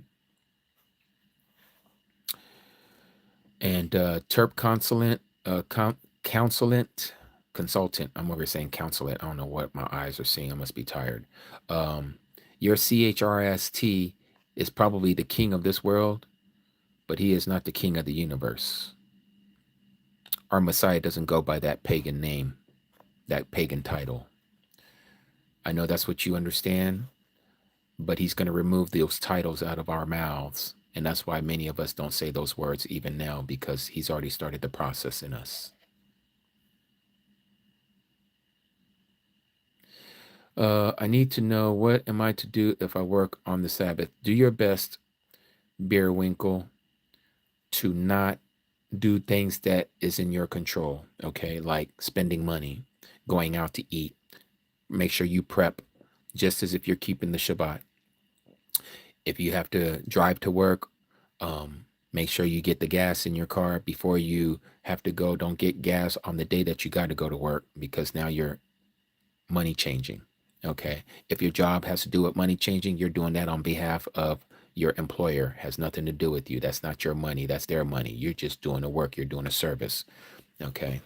But everything else is under your control, right? Cook your food the night before, so it's already prepped. All you have to do is warm it up in the microwave when you get home, and you eat you some warm meals. All right. But yeah, whatever you can to follow his commandments on the Shabbat, please do so. He knows that many of us have a problem with our employers not allowing us to worship him as we want. What is the true Shabbat? Shine on. It is, right now, it's on this day as I'm speaking to you, SUN day, okay? It changes once a year at the spring equinox. It resets our weekly cycle according to Yahuah's calendar that was given to Enoch and to the Zadok priesthood, and also to Moses. That calendar is a 364-day calendar. And so this year coming up, our Shabbat is going to go from SUN day to MON day. Okay. So for the next 52 weeks until the next spring equinox, every Sabbath is going to be on MON day on the pagan calendar. But that starts after the spring equinox. Right now, it's still SUN day. All right. What wilderness do you think we will be taken to? Mary Yahulin, the wilderness as you know it is going to be all over the place. We're going to be scattered. We're all going to be fleeing in many different directions from the beast system. Okay, we're not going to be gathered into one place as the Christians may teach you, or some of the people who are in the truth who don't understand what the prophecies say. The prophecy says that he is going to scatter the power of the people. All right. And so when he scatters us, we're going to be all over the earth. It's going to be open season on us. Now, know this, you can't bring any kind of technological thing with you that has any kind of tracking device in it. All right. There's people saying, well, they already got, all this stuff here that Elon Musk has put up into the sky and all of this, trying to track everything. Look, if that was the case, they would have found all the people that they need to find over there in Afghanistan using that same technology in the mountains. But they can't find them. They're still hiding. There's people in the jungles that are hiding. They can't find them. They're still hiding. All right. So there's a limitation to their technology. So don't think that they can see everything and know everything anytime you make a movement. They have to put eyes on you. Their drones have to put eyes on you. If they can't find you, they don't know where you are. Okay, so that's that. So when it talks about us fleeing, when he tells us to flee, that fleeing is wherever you're living at. You need to get out of the cities. You need to get out of the towns. You got to get out them villages. You got to get out. Mankind is going to be your worst enemy. If they don't believe what you believe in and they walked off that pavement into the wilderness and they're not with you on the same accord of what you believe in, that person is going to be your enemy, because that person will have the mark and they will take you in and they will turn you in.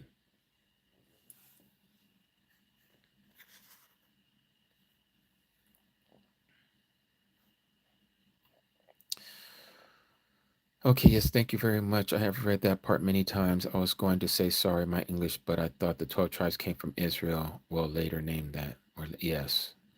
Um, yes, I'd like to know that too. Can Gentiles know who the tribes we graph to? Okay, so again, let me just show you this. Wow, you guys, I was way behind. So if we go here to Ezekiel, let me show you this passage. Chapter 47, verse 22, it says this. And it shall be that you divide it all by lots as an inheritance for yourselves, talking about the children of Yasharal, and for the strangers, the foreigners who sojourn in your midst, and who bear children among you. And they shall be as to you as native born among the children of Yasharal. With you they have an inheritance in the midst of the tribes of Yasharal. And it shall be that in whatever tribe the stranger sojourns, whatever tribe the foreigner, the Gentile, travels with, there you give him or her their inheritance, declares their master Yahuah. So, here in the United Snakes of America, most of you are around Yahudim, okay, the Israelites. But there's we have so many different tribes here. Okay, when I'm saying so many different tribes, we have some. I believe we have all 12 tribes here on this continent called the United Snakes, the North American continent. Now, I don't know who you're kicking it with. I don't know who you're involved with, but let's just say you're involved with us. Most of us here on this panel that are following this truth, most of us are connected to the Yahudim, the tribe of Yehuda, the tribe known for the king, the Messiah. So you're probably going to have your stake, your inheritance with the tribe of Yehuda. Okay. There are some that, like Araki Emmanuel said, that the creator said that he is part of Ephraim and Manasseh. If that is the case, and you're hanging around Araki Emmanuel and you're clinging on to what he's sharing with you and teaching with you, then you're going to be part of that tribe that he belongs to. Okay. I personally, from my background of my ancestry, I am connected to the tribe of Yehuda from the Ibu tribe. Okay. So I have Bantu blood in my background, which are from the tribe of Yehuda. But here it is clearly stated that you will be part of one of the 12 tribes. Notice it doesn't talk about anything about no Gentile tribe. There is no Gentile tribe. There's no such thing as Christianity in this at all. Christianity don't exist in the millennial reign. Christianity is going to be destroyed, and Yahuwah is the one who's going to destroy it. So all you Christians who believe that that is the way that you're supposed to be, just go ahead and keep cooking inside of Christianity. The day is going to come when you're going to be obliterated. And I don't say that lightly. I'm saying that because you need to have your eyes open. You need to bow down and ask Yahuwah to open up your eyes so that you would come out of that heathenistic practice called Christianity, because everything that she teaches is nothing but lies, literally. Nothing but lies. They done changed all the high days. That's why you don't know any of the high days of Leviticus 23. You don't even know the 10 Commandments and don't even probably know where to find it. Yeah. You don't know what it is to what is clean and what's not clean, because you haven't been taught what is clean and not clean, because they've told you that you can eat anything you want. And like I like to say, if you think you can eat any animal on this earth that you well please, then you go ahead and eat you a poisonous frog and see if you're going to come back from that, because it'll be the last poisonous frog you'll ever eat, because you'll die.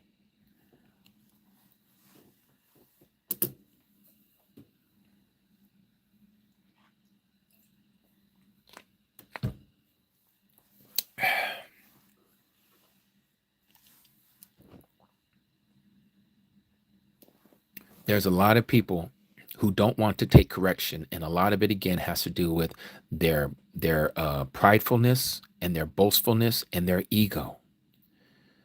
There's no place for that in the walk with our Messiah. He tells us to humble ourselves, and in due season he shall exalt us.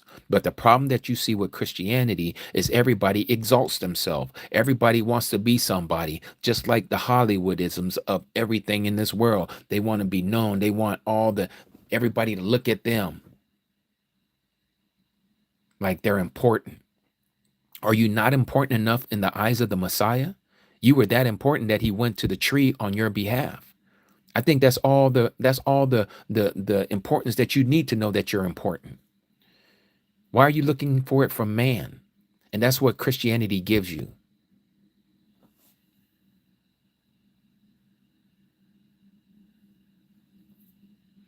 Let's see. What did Timothy ask here? Let me see if I can find it.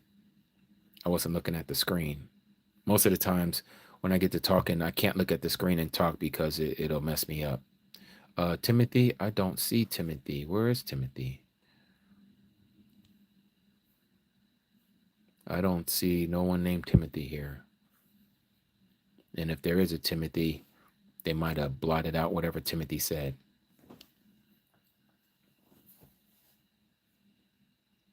Gates, you're very welcome. Daniel, correction comes from Allah. Christianity was what does it say? Oh, I think it got taken out.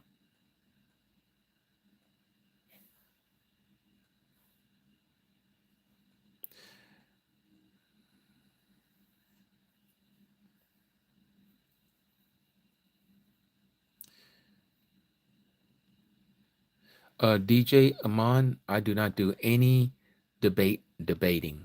I'm going to tell you why I don't do any debating, okay? I used to debate. I don't do it anymore.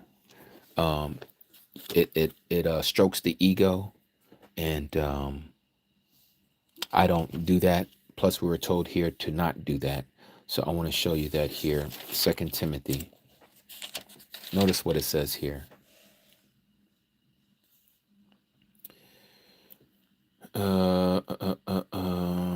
Verse 14. Remind them of this, earnestly witnessing before the master, not to wage verbal battles, which is useless, to the overthrowing of the hearers. Okay? So that's why I don't do any verbal battles. That's debate. I don't debate. And so hence the next verse says, do your utmost to present yourself approved to Yahuah Elohim, a worker who does not need to be ashamed, rightly dividing the word of truth or handling the word of truth. So this is why I do no debating. I don't need to prove anything to anybody. The one who's going to prove what his word says is going to be Yahuah himself. You know, this is the problem with Muslims. Muslims want to fight on behalf of Muhammad. You make a caricature about Muhammad, they want to fight for Muhammad. Well, let Muhammad fight for himself. He's supposed to be that strong. He's supposed to be that gung-ho. Why you got to fight for him? Why isn't Allah fighting for Muhammad when we disrespect the so-called only prophet of Allah? Same thing with our belief. Why do we have to fight on behalf of our Abba Yahuah? We don't. He says, be still and know that I am Yahuah. I fight your battles. He says, my enemies will become your enemies. I don't have to lift up a pinky. I don't have to speak to nobody about this truth. The only ones that I speak this truth to are those who want to hear the truth. That's why I do what I'm doing. I don't do this to be heard. I do this for those that need the acknowledgement and to have the encouragement and to uplift them to this truth so that they can too walk in obedience before our Abba Yahuah. That's it. That's it. I could care less about what these people want to argue. They don't believe the Trinity, or they believe the Trinity, or they want to say we don't have to follow the commandments. And the other one says you have to follow the commandments, or a person says that we don't need to follow the Tanakh. All of that is Old Testament. We need to follow the New Testament. Now, look, I'm not into none of that. I know what the truth is as he has revealed it to me. I still got more truth to learn, and I haven't reached all of it. And we probably will never reach all of it. We're always going to be learning, I believe. Even in the kingdom, we're always going to learn something new about our Abba. It will never become stale. He will always be something fresh that we're learning something new about, something that he's going to open our eyes to about why he is the Almighty.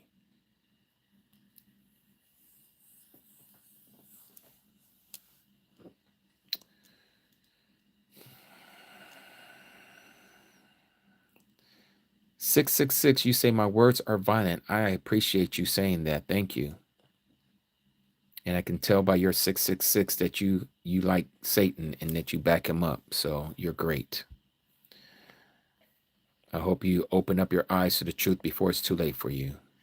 I have a question, but I asked earlier and it didn't get answered. Dustin, go ahead. Let me know what it is, Aki. I apologize. There's so much going on here.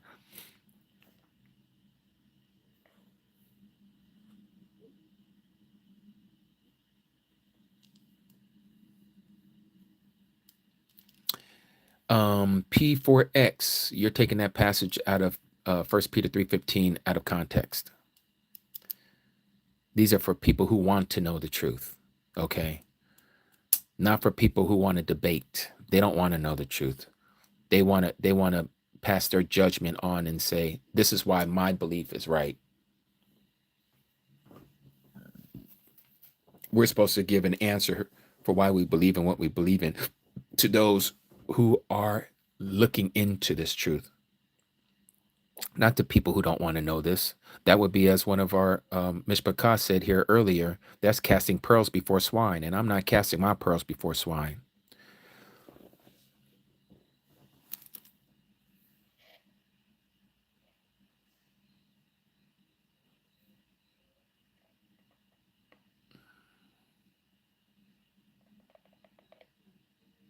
Oh, thank you, Samuel. You don't follow the commandments, worship the Lord and God with all your heart, etc. The Almighty don't need your help. Daniel, just the words that you use already disqualifies you, my friend. Okay, Dustin, so you say, explain why some think it's Yah. Okay. I also don't understand how to explain translation and transliteration because it was neither, right? It was complete, replaced the name. It was complete, replaced the name Yahuah. Okay, so transliteration and translation are two different things, right? So let me move this here for a second. Let me tell you what. So translation is when you take a word from one language to give it a meaning in another language of the same meaning, right? So if I say buy in English, right? The same in Spanish would be adios, right? That's a translation. Okay? But now, if I want to say Yahuah, that's a transliteration using English letters to make the same sound that you would use to make from Hebrew letters. They will both make the same sound when you're spelling it, Yahuah, right?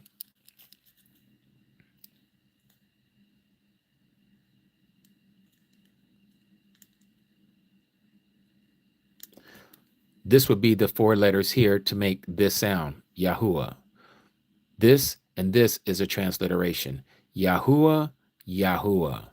By adios is a translation, not a transliteration. This is a transliteration. I think I said translation earlier. This is a transliteration. This is a translation.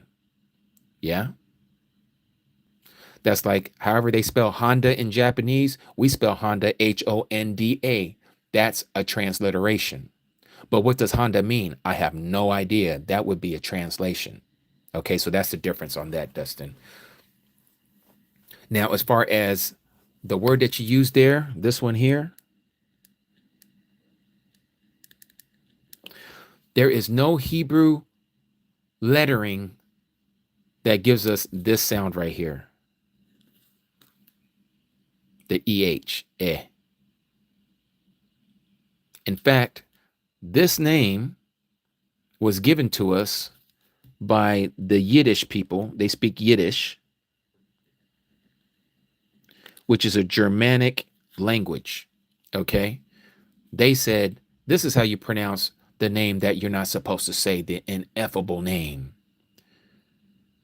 So they gave us this fake name, Yahweh. His real name is Yahuah. He says he will call his people by his name. So you have, this is the name of the creator, Yahuah. Okay. He said he was going to call people by his name, which is Yahudah. Yahuah, Yahudah. The only difference between the two is this letter right here. The letter D, Dalat in the Hebrew. This is why we know it is not this. Because if that was the name, then this would be spelled, because it's the same letters, Yahuah, the way. And nobody says of the tribe of Yehuda, do anyone pronounce it Yahudway. No one pronounces it like that.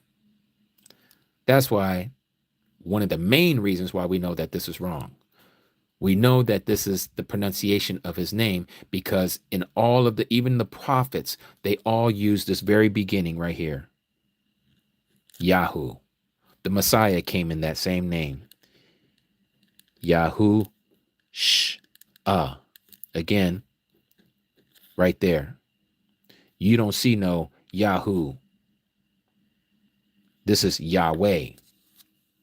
Missing something? Yeah. All this is wrong right here. W-E-H. There's no W and there's no E in Hebrew. So that's why we know that's wrong. That's false.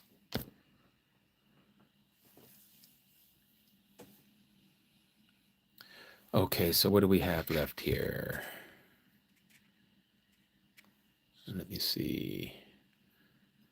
Okay. I'm trying to catch up with you guys.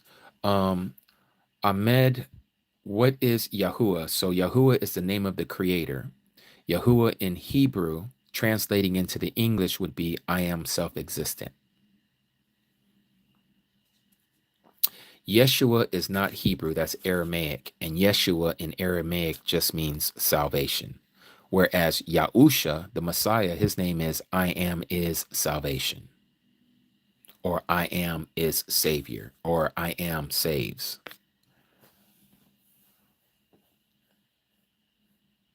Yes, Andy. Yep. The Ashkenazi are the Yiddish people. This is why it says there in Revelation chapter 2, verse 9 and 3, verse 9, those who call themselves Jews and are not, they are the followers or the synagogue of Satan. Those are those people. Candace Owens, her eyes are opening up because she's starting to call them that. Practically every one of her, what do you call it? Podcasts. She is going hard on those Yiddish people, boy. I'm telling you. I'm glad her eyes are opening up. She still doesn't know the full truth because she's a Catholic. But she's starting to realize who these Jewish people are, who they are, and how they've been faking it. And they've been faking the fraud.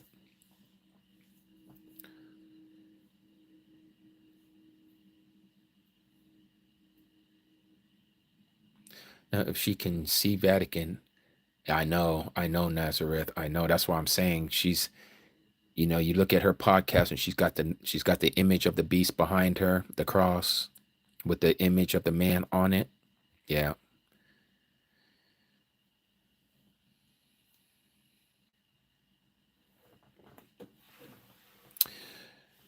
Let's see. Co is Mason.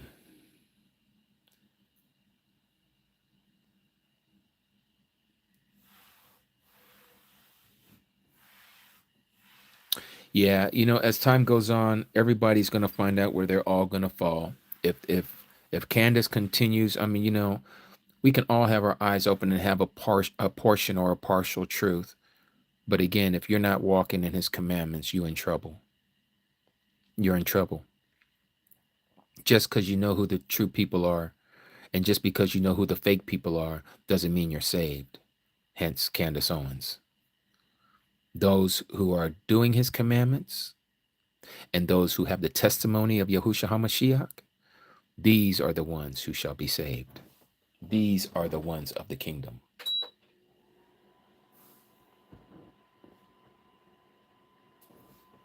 You're very welcome, little Barbie. I do not support the state of Israel whatsoever. What did you just say? What did I just say, Stanley? What do you think I just said, Stanley?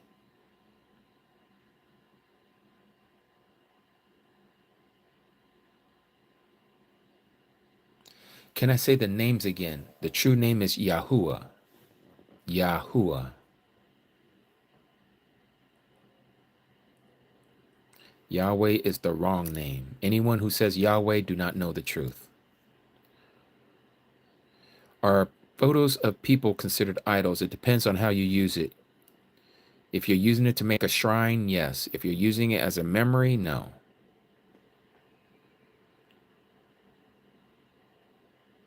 A while ago. Oh, you're going to have to give me more than that, Stanley. I don't know.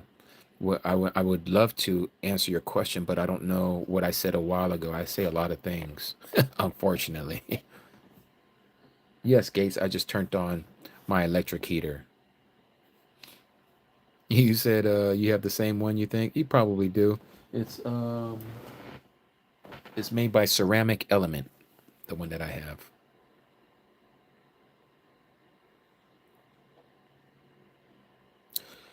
Yeah, Timothy, I haven't seen your question yet. I haven't even seen your name, Timothy, come across my side. And it's weird because you guys see certain things that I don't even see, which is so weird. I would love to see, like, remember when we were talking earlier, out of,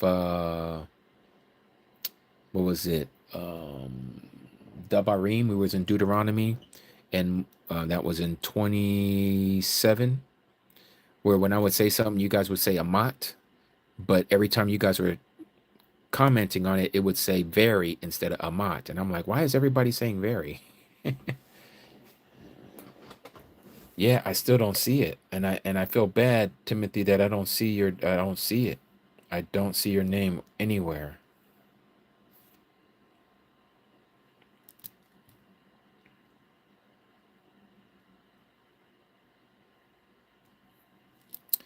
Um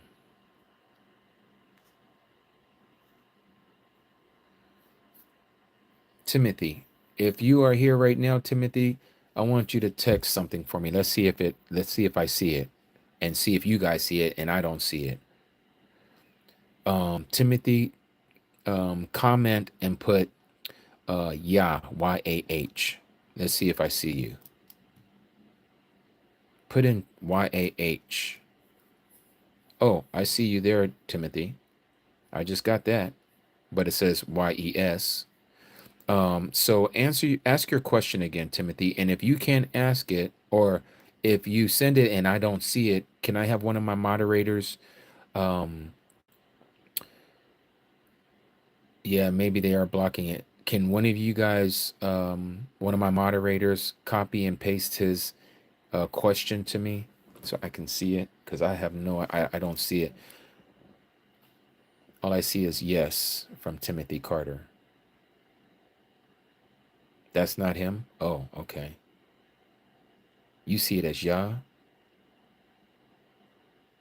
I see yes when it comes across my page or across here. I'm not new, but was listening on TikTok. If you say pork should not be eaten, I'll stop. Yeah, pork should not be eaten. You should not eat pork.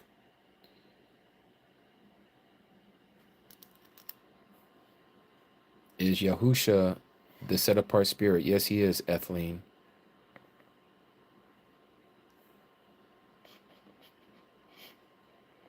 It said yeah. Mine says yes. Wow.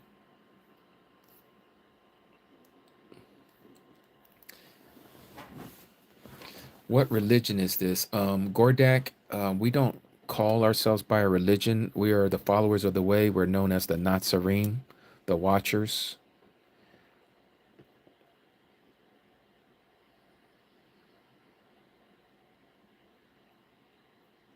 Yeah, pork is in a lot of stuff. It's in medicine.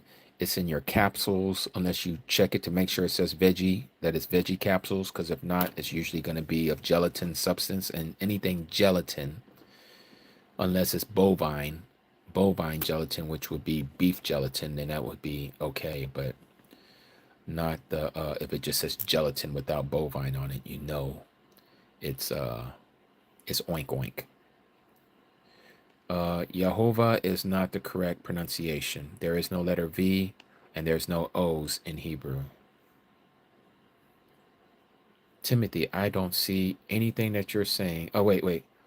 I asked a question about Satan after the 1,000 years when released for a time and those who follow him, and also asked about the white throne judgment. Okay, so you're asking about Satan after the 1,000 years when he's released for a little time and those who follow him. Also asked about the white throne judgment. Okay, so let's go to Revelation chapter 20, where it talks about that. And so in Revelation chapter 20, Timothy, and I'm glad that I was able to see your question, because I do apologize that for some reason I wasn't able to see it all this time until now. So the Messiah comes back and we rule and reign with him for 1,000 years. That's verse 4 in chapter 20. Okay. And then from there, it says here in verse 5, and the rest of the dead did not come to life until the 1,000 years were ended. So that's those who weren't part of the first resurrection, meaning that they weren't believers. Yeah. So when the Messiah comes back for his second coming, the only ones who will be resurrected or changed, what is called the first resurrection, are going to be those that are believers. That is,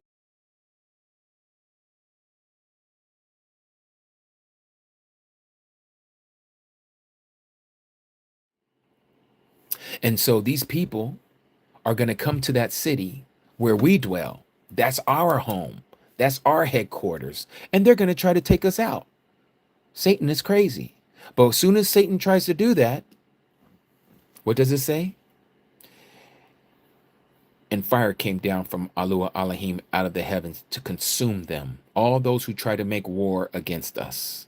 And the devil who led them astray, these people, was thrown into the lake of fire and sulfur, where the beast and the false prophet are. Okay.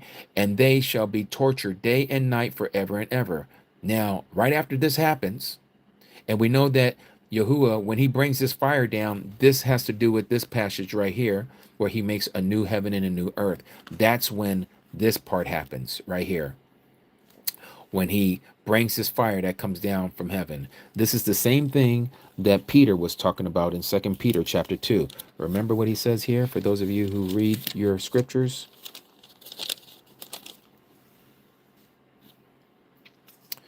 Verse 10. But the day of Yahuah shall come as a thief in the night, in which the heavens shall pass away with great noise, and the elements shall melt with intense heat. Remember, fire comes down from heaven, what we just read in Revelation chapter 20. And the earth and the works that are in it shall be burned up. Seeing all these are to be destroyed, in this way, what kind of people ought you to be in set apart behavior and reverence? Again, you wouldn't have this set apart behavior and reverence if you're not following the commandments. You will have this if you are following the commandments. Looking for and hastening the coming of the day of Yahuah Elohim, through which the heavens shall be destroyed, being set on fire. What did we just read about over here? And fire came down from Yahuah Elohim out of heaven and consumed them. And it says, being set on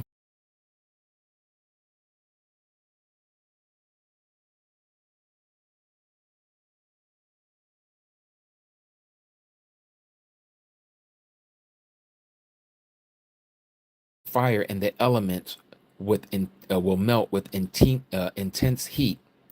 But according to his promise, we wait for the renewed heavens and the renewed earth in which righteousness dwells. So then, beloved ones, looking forward to this, do your utmost to be found by him in shalom, spotless and blameless. How does one become spotless and blameless? He has to be keeping the commandments.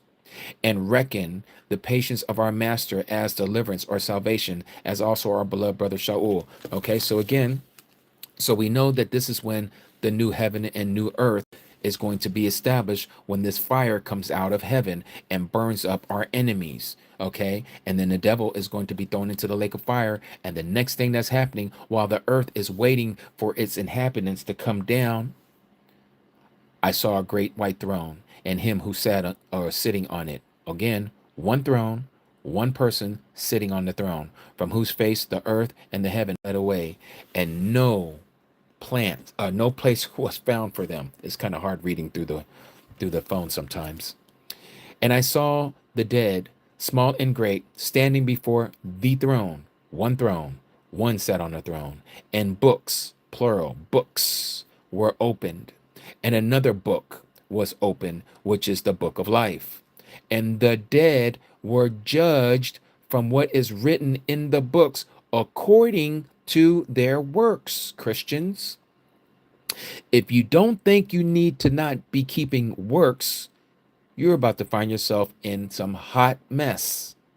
Just like Yaqub, who they changed his name to James because King James wanted his name in the scriptures, and he took the name Yahudah, or excuse me, Yaqub, and changed it to James. Okay, no need for that, but he did it anyways, whatever. But anyways, in the book of Yaqub, also known as James, what did he say? Faith without works is what? Yeah. Show me your works. Show me your faith without works, and I'll show you my faith with works. You're going to be judged for your works, Christians. And the sea gave up the dead who were in it, and death and Sheol gave up the dead who are in them, and they were judged each one according to his works.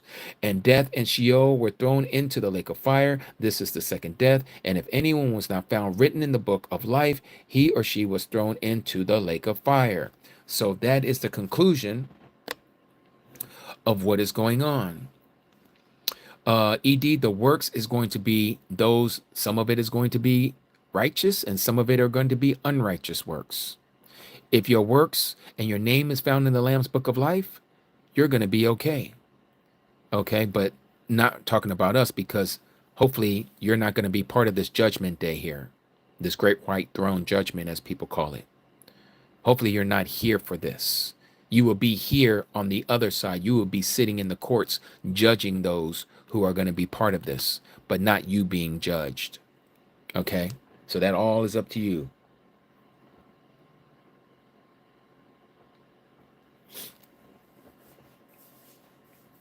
This is why it says this: if works weren't needed, then this would not have been said in Revelation chapter 22, verse 14.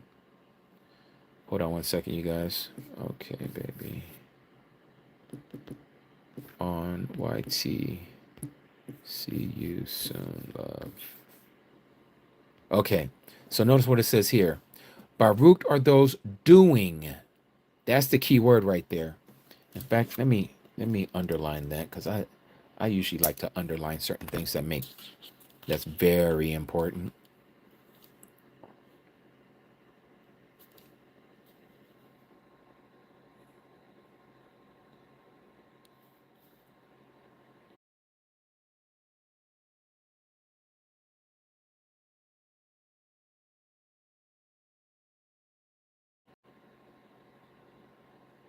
So let me ask you, Christians out there.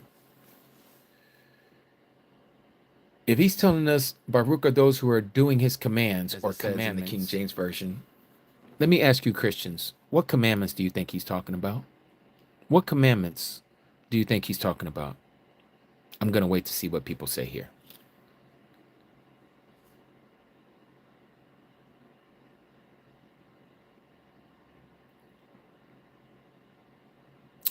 Royal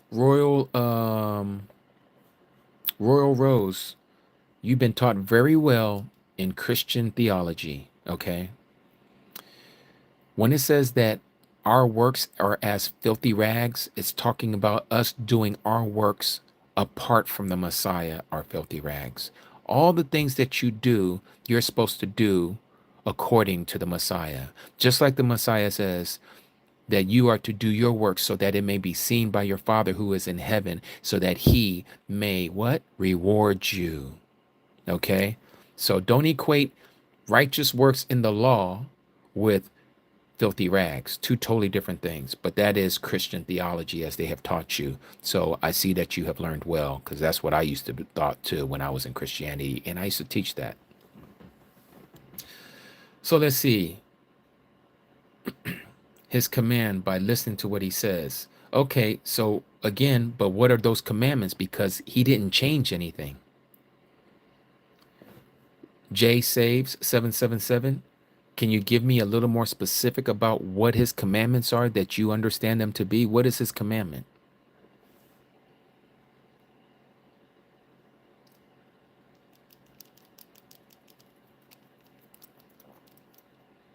What is his commandment?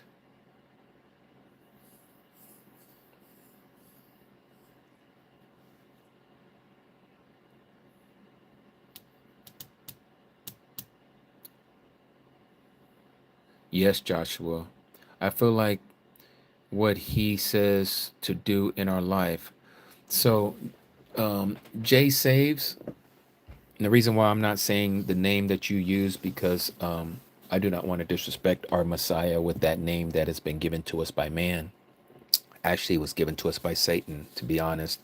It wasn't his name. It wasn't the name that was given to the archangel Gabriel to commission him to go and give it to Joseph and to Mary. And you shall call his name Yahusha, for he shall save his people from their sins. Jesus does not mean he shall save his people from their sins, but Yahusha does. That's what Yahusha means. I am is salvation, or I am is your savior. Whereas JC doesn't mean he shall save his people from their sins. In fact, the name for, if you used to say savior in Greek, it would be sotier. And you don't see sotier anywhere in Jesus. But anyways, that's a whole nother topic for a whole nother discussion. So, Lachey, you said the two greatest commandments, to love Yahuah with all your heart and with all your mind, and love your neighbor as yourselves, which hang on these the commandments, at least the 10 commandments. Yes. So that's where actions usually like to go, right? They like to go to Matthew chapter 22 and say, see, look, all we have to do is love Yahuah with all of our heart, with all of our mind, with all of our being, and all of our strength, and to love your neighbor as yourself. But they don't read the next verse, which says, on these two, which you did, on these two hang all the law and the prophets. Okay, that is talking about the whole Old Testament, the law, the Torah, and the prophets, the Nabaim. The very first book is Genesis, that's the beginning of the law, and the very last book of the Old Testament, Malachi, is the prophets. So everything between Genesis and Malachi is what we're supposed to be keeping. Now, there's certain things in there that don't apply to us, right? Like sacrificial laws. We don't do those anymore because the Messiah took those away because he became the ultimate offering. Yeah. So when people say stuff like, well, our works are as filthy rags. Yes, your work, my work would be as filthy rags if we don't do it on behalf of the Messiah. Okay? When we do these works, we're supposed to walk in these works. So again, let's put this all together. Ephesians chapter 2. This is another great one that a whole bunch of extras love to use. In fact, let me read it the way they like to say it out of the King Jimmy. Let's go there. Out of this King James bastardized language that we call English. Ephesians chapter 2. Let's start at verse 8. What does it say there? For by this word are you saved, right? The newer translations who are starting to remove a lot of these, because this word here is a deity. It's just crazy, right? All these words that we get in the English language that comes from Latin or Greek, they're connected to other deities. Well, this is a deity name right here. For by favor you have been saved through belief, and not of yourselves. It is a gift of Alua Elohim, not of works, lest anyone should boast. But look at the next verse. For we are his workmanship, created in the Messiah Yahusha unto what? Righteous works. These are not filthy rags that we're talking about. This is the way we're supposed to conduct ourselves, which the Mighty One has before ordained that we should walk in them. Walk in what? In these righteous works that was already preordained for us to do. But Christianity, because of their teachings and their doctrines of men, says, no, you do these penances, you do this, you do that, you go and feed the homeless, all the stuff that outwardly seems like you're doing great works, all these charitable deeds. Many people do charitable deeds. Muslims do them, Buddhists do them. You see, you got to stop looking at things from a Christian perspective and start looking at, well, do others do this? So, question. Do others keep the Passover? Do Muslims keep Passover? Do Buddhists keep Passover? Do Christians keep Passover? I would say no. Who keeps Passover? The Nazarene keeps Passover. Do Buddhists keep the Feast of Unleavened Bread? Do Muslims keep the Feast of Unleavened Bread? Do Christians keep the Feast of Unleavened Bread? I would say no, but the Nazarene do. And I can go all through the list of things like this. Do Muslims keep the what do you call it? The dietary laws? To a certain degree, they do. What about the Catholics? Nope. The Christians? Nope. None of them keep that. No. The Muslims a little bit, but not quite. Yeah, they stay away from pork. Some of them stay away from some kinds of so-called, the bottom feeders in the sea. But only the Nazarene keep the dietary laws. This is what we're talking about. When you do these things before Yahuah, because you see, that has never gone away. He didn't come here to destroy the dietary laws. He didn't come here to destroy the laws of the high days that he told us to keep. He didn't come here to destroy the 10 Commandments.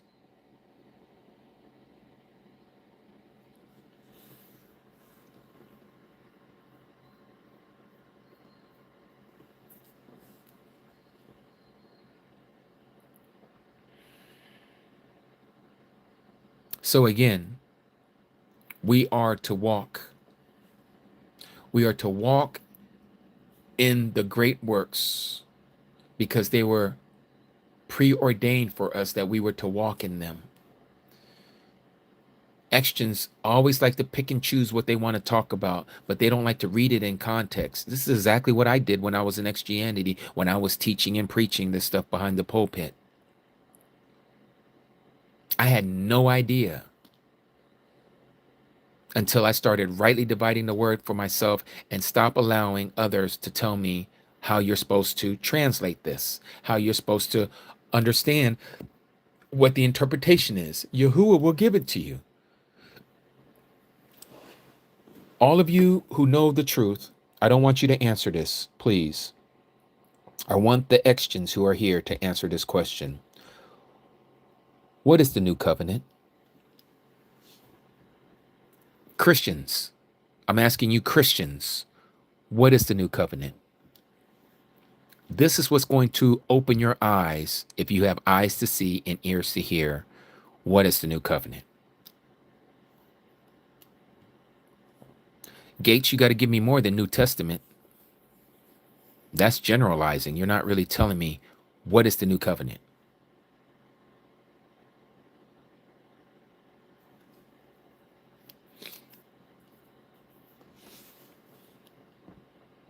Gates, love your mighty one with all your heart and soul. No. That has nothing to do with the new covenant.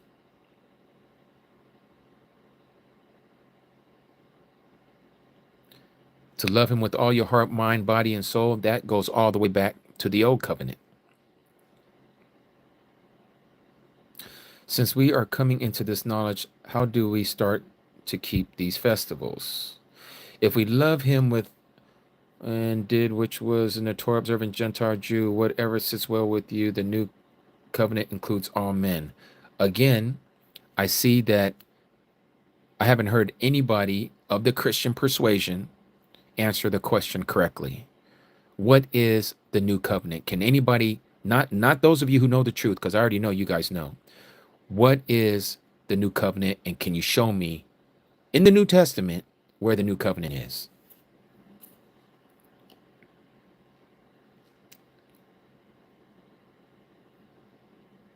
Nope.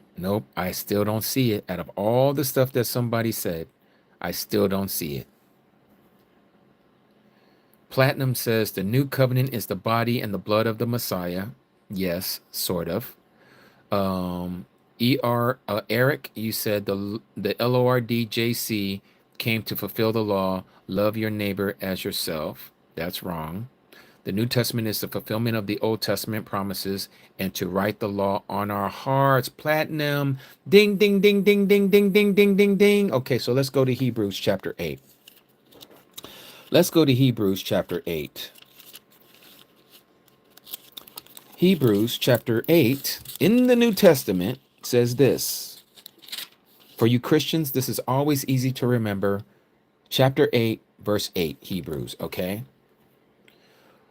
For finding fault with them, he says, behold, the days are coming, says Yahuah, when I will make a new agreement with the house of Yasharal and with the house of Yahudah, not according to the agreement that I made with their fathers in the day that I took them by the hand to lead them out of the land of Egypt, because they continued not in my agreement, and I regarded them not, says Yahuah. For this is the agreement that I will make with the house of Yasharal after those days, says Yahuah. I will put my laws into their mind. Let's stop right there, Christians. How is the law done away with if the law is now written in your mind? And he says, and write them in their hearts. Again, doubling down. How is the law removed and destroyed and nullified and abolished if it is now written on your heart and in your mind? Is it hiding in there? Are you not supposed to do it? Is it just in your body, in your mind, and in your heart, but you don't follow those commandments? What was the reason for it even being inside of you? And I will be their mighty one, and they shall be my people. And this is still part of the agreement. And they shall not teach every man his neighbor, meaning all of you going to those wicked churches. That's not how you're supposed to learn. And every man his brother, saying, know Yahuah, for all of them will know me, from the least to the greatest. Not talking about everyone in the world is going to know him. It's talking about those who want to know him, those who are hungry and thirsty, who are seeking out righteousness. We are all going to know him. Why? Because he's the one who's teaching us, not no man, not your pastor, not your teacher, not your reverend, not your minister, not your evangelist, none of them.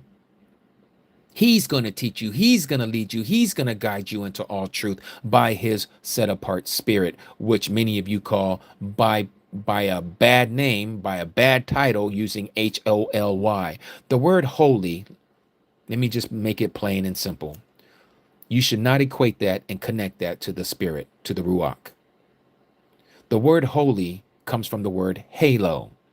Halo comes from the word helio. Helio comes from the word what we know as the sun.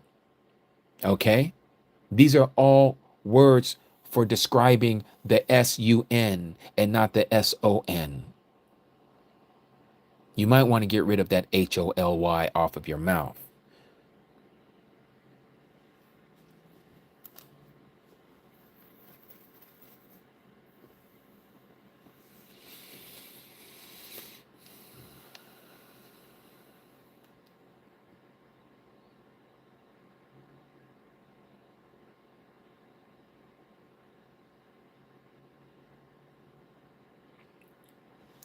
So the agreement, I don't like to use the word covenant. The only reason why I used the word covenant was because I'm speaking to Christians. The agreement, the contract, the marriage vows. This was given to Israel at the foot of Mount Sinai. Wasn't given to anybody else but to the children of Israel. He says he was going to make this agreement with Abraham's seed. Yeah? Those who become Abraham's seed are those who follow and believe as Abraham believed. But it starts off with the Jew first and then the Gentile. Salvation is of the Jew first and then the Gentile. The word Jew, as it's being used in this fashion, is synonymous with all Israel. Salvation is of Israel first and then to the Gentiles. That has always been the way it is. Okay. The way Christianity teaches it is salvation is of the Christian, the Gentiles first, and then the Jews second. It doesn't work like that.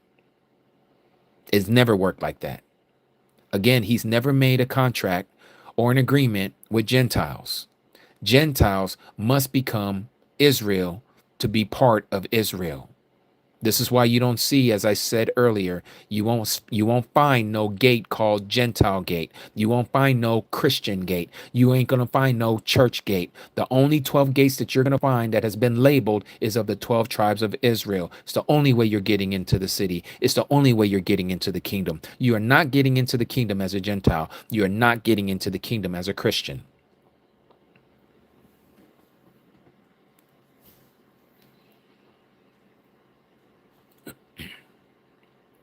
Brother Scott, I know what Kadash means, but Kadash is not holy. Holy is halo, it's helio, two separate things. That is not English. Halo, helio, holy are not English words. Those came from Latin, okay? They are Latin, and they are connected to the sun, Sol Invictus. You might want to look into it. It was the Romans' top deity, Sol Invictus. Kadash, which is a Hebrew word, is to place apart or to be separate. People like to call it set apart. But it is not halo, it is not holy, and it's not helio. That's where the word holy comes from. If you want to speak it in English, you're better to do that than to say holy. That's why these scriptures like this don't use that word. Okay? It'll say set apart spirit.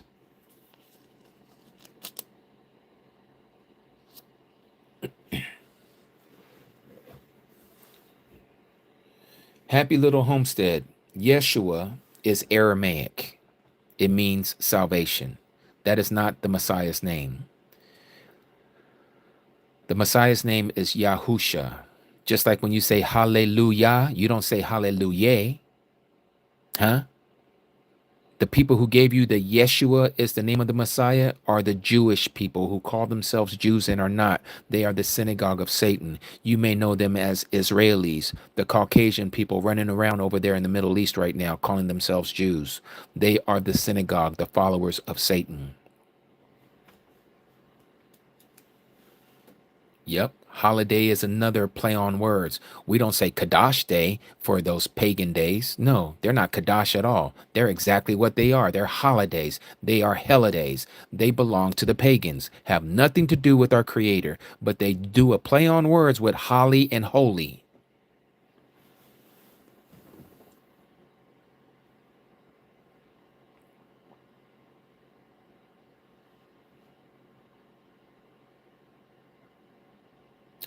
Sue Bird, you can get this from Amazon. It's called The Scriptures, TS 2009, the year 2009.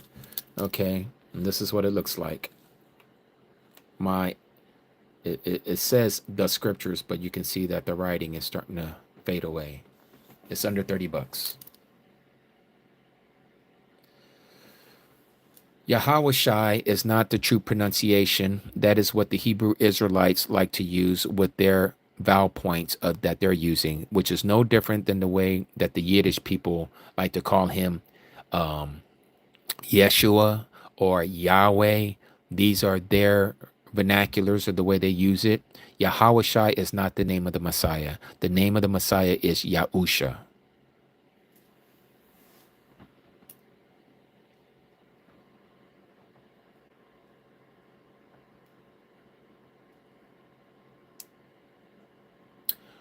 Yes, Lisa, let me show you that one.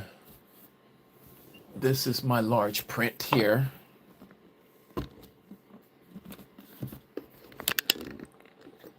This is the large print of the scriptures.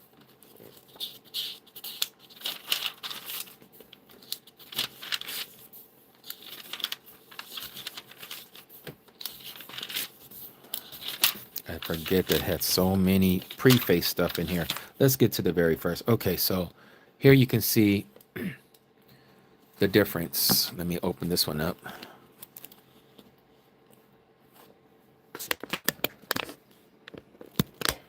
Now I have this one on top, so it looks like it's bigger, but it's not. Let me see if I put it here to the side. Then you can see it for what it is. You can see the difference in the font size.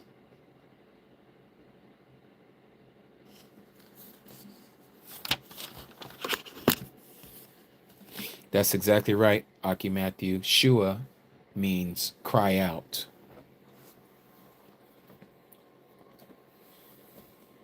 Usha means salvation or saves, just like Hosea, the prophet Hosea. His name is Usha, real name, not Hosea, but that's the way we say it. No, the cover is not the same. It's leather bound. It's leather bound.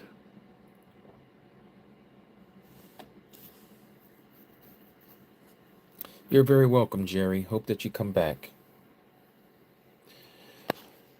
Let's see. Soldier says you actually don't know his name as he is coming with a new name. No man knows. Again, titles don't matter. What matters is you bear fruit. Soldier, you sound like somebody who doesn't know the truth, my friend. We do know his new name. We don't know the name that he is coming in at the time when he's getting ready to do the battle at the battle at Armageddon. So let me show you the passage that you're talking about. Soldier. Revelation. I had to put some stuff away so I can clear off my desk here. Revelation chapter 19 says this.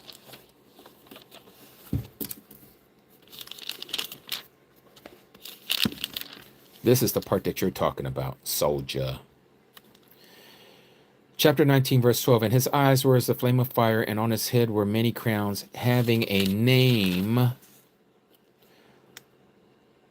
that had been written, which no one had perceived except himself. Okay. However, if you go here to the beginning of the book of Revelation, soldier, if you're still listening, verse 12, he who overcomes, I shall make him a supporting post in the dwelling place of my mighty one, which is Alua Alahim, the mighty of mighty ones. And he shall by no means go out, and I shall write on him the name of my mighty one and the name of the city of my mighty one, the renewed Yahushalom, which comes down out of heaven from my Alua Alahim and my renewed name. Renewed name. Let's go to Jeremiah chapter 23. What is his renewed name going to be? What's his new name going to be for eternity? Let's go there. Let's go here, soldier. I hope you're still listening, soldier.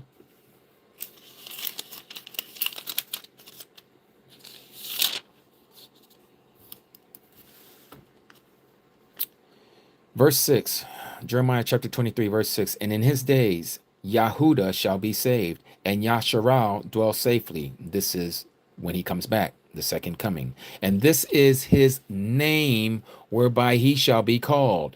Yahuah our righteousness, or in the Hebrew, Yah-Ziskanu. That's his name, Yah-Ziskanu. Okay?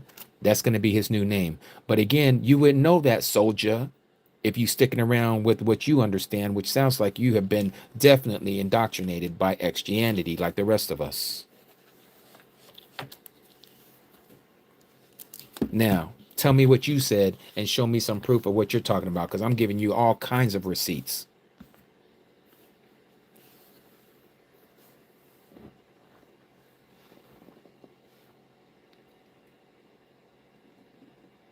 Oh, some of y'all gonna learn today.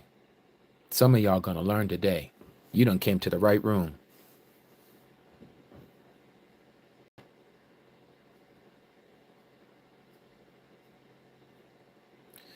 YouTube music style? No, he's not. He is a follower of Satan. They are the synagogue of Satan.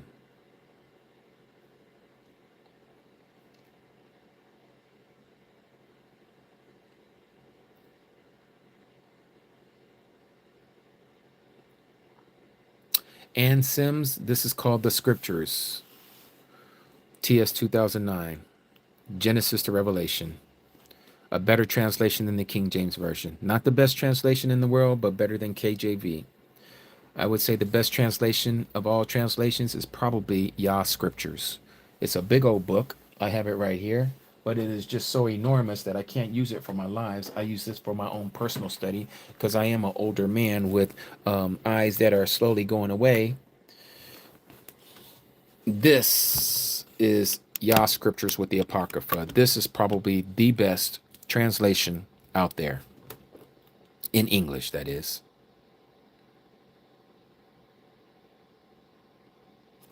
So if you look at how thick this book is, I mean, it is thick as, I mean, it's thicker than a Webster's Dictionary book, if some of y'all are old enough to remember that. Look how, let me see, I got some pages that have been earmarked here. How did that happen?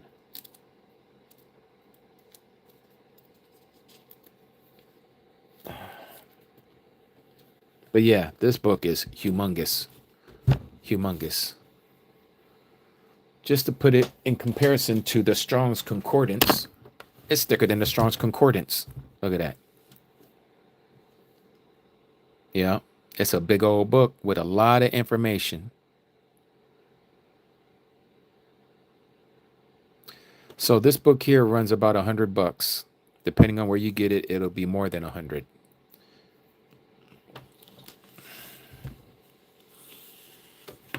Yep, the restored name is another great one, but not as great as this one right here. Okay.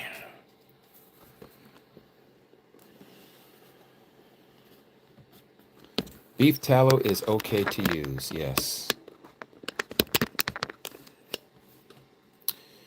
Platinum Reed, Jeremiah 10, 1 through 8. Yes, exactly. Exactly.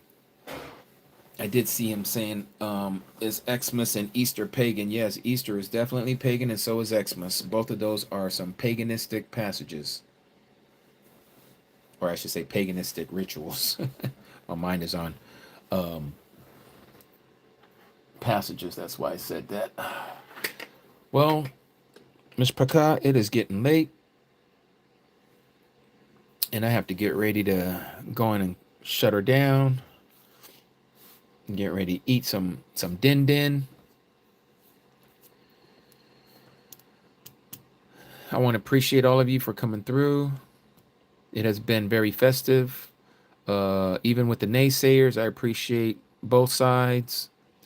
But to my mishpachah, to our family of the Nazarene, followers of Yahuah, may we continue to listen to our Abba Yahuah, to his words, and to follow his dictates, and that we follow his commandments to the best of our ability. I will be back on come New Year's Eve in the evening. I will be sharing the truth again, starting the fast, starting the evening of the 31st until the break of dawn on the 2nd. And we are fasting on behalf of our brothers and sisters, our family, our friends, our co-workers who are still caught up into the Catholic tradition and following the Gregorian calendar as most of the world is doing. And we ask that Abba Yahuwah will open up their eyes to this truth so that they too may come out of her.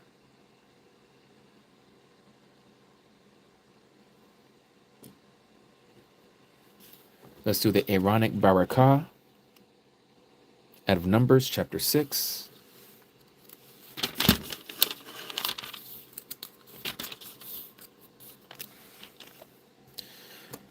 And let's see here.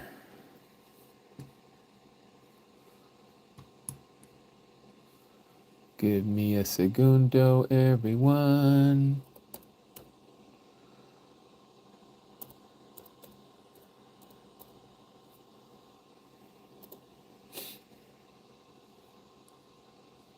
All right, so let's go ahead and read this.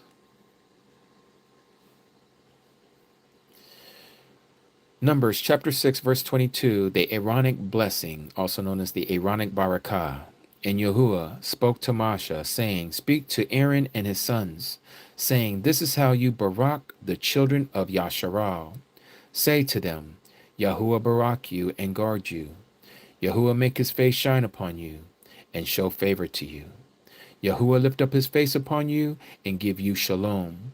Thus they shall put my name on the children of Yasharal, and I myself shall barak them. Hallelujah. Yahuwah. All praises to the Most High.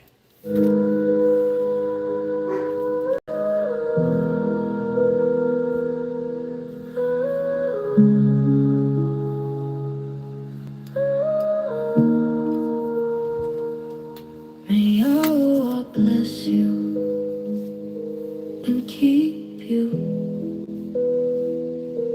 May he make his face shine upon you and be gracious to you.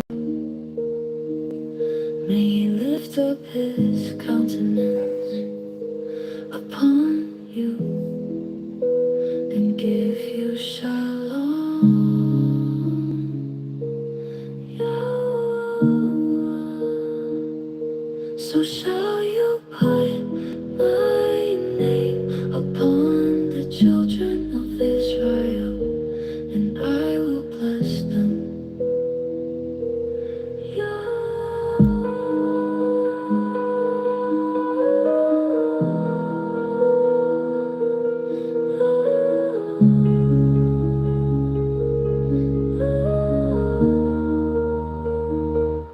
May Yahuah bless you and keep you. May he make his face shine upon you and be gracious to you. May he lift up his countenance upon you and give you shalom. Yahuah. So shall you put my name upon the children of Israel, and I will bless them.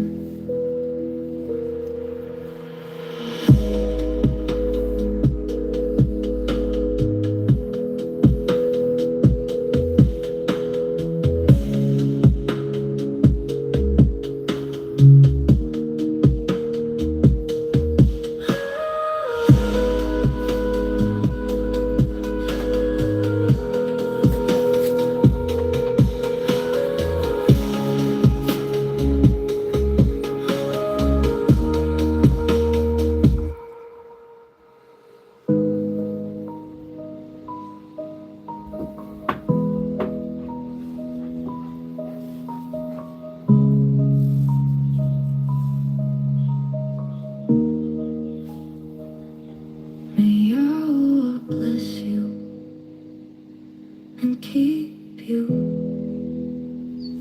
May he make his face shine upon you and be gracious to you. May he lift up his countenance upon you and give you shalom. Yahuah. So shall you put my name upon the children of Israel, and I will bless them.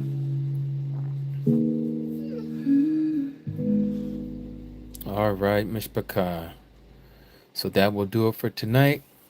I am Ak Jimmy, also known as Brother Jimmy. May you all have a great rest of your Layla, the rest of your night. May Yahuwah keep you. May he barak you. And may he continue to allow the countenance of his light to shine upon each and every last one of you. Until next time, Mishpachah.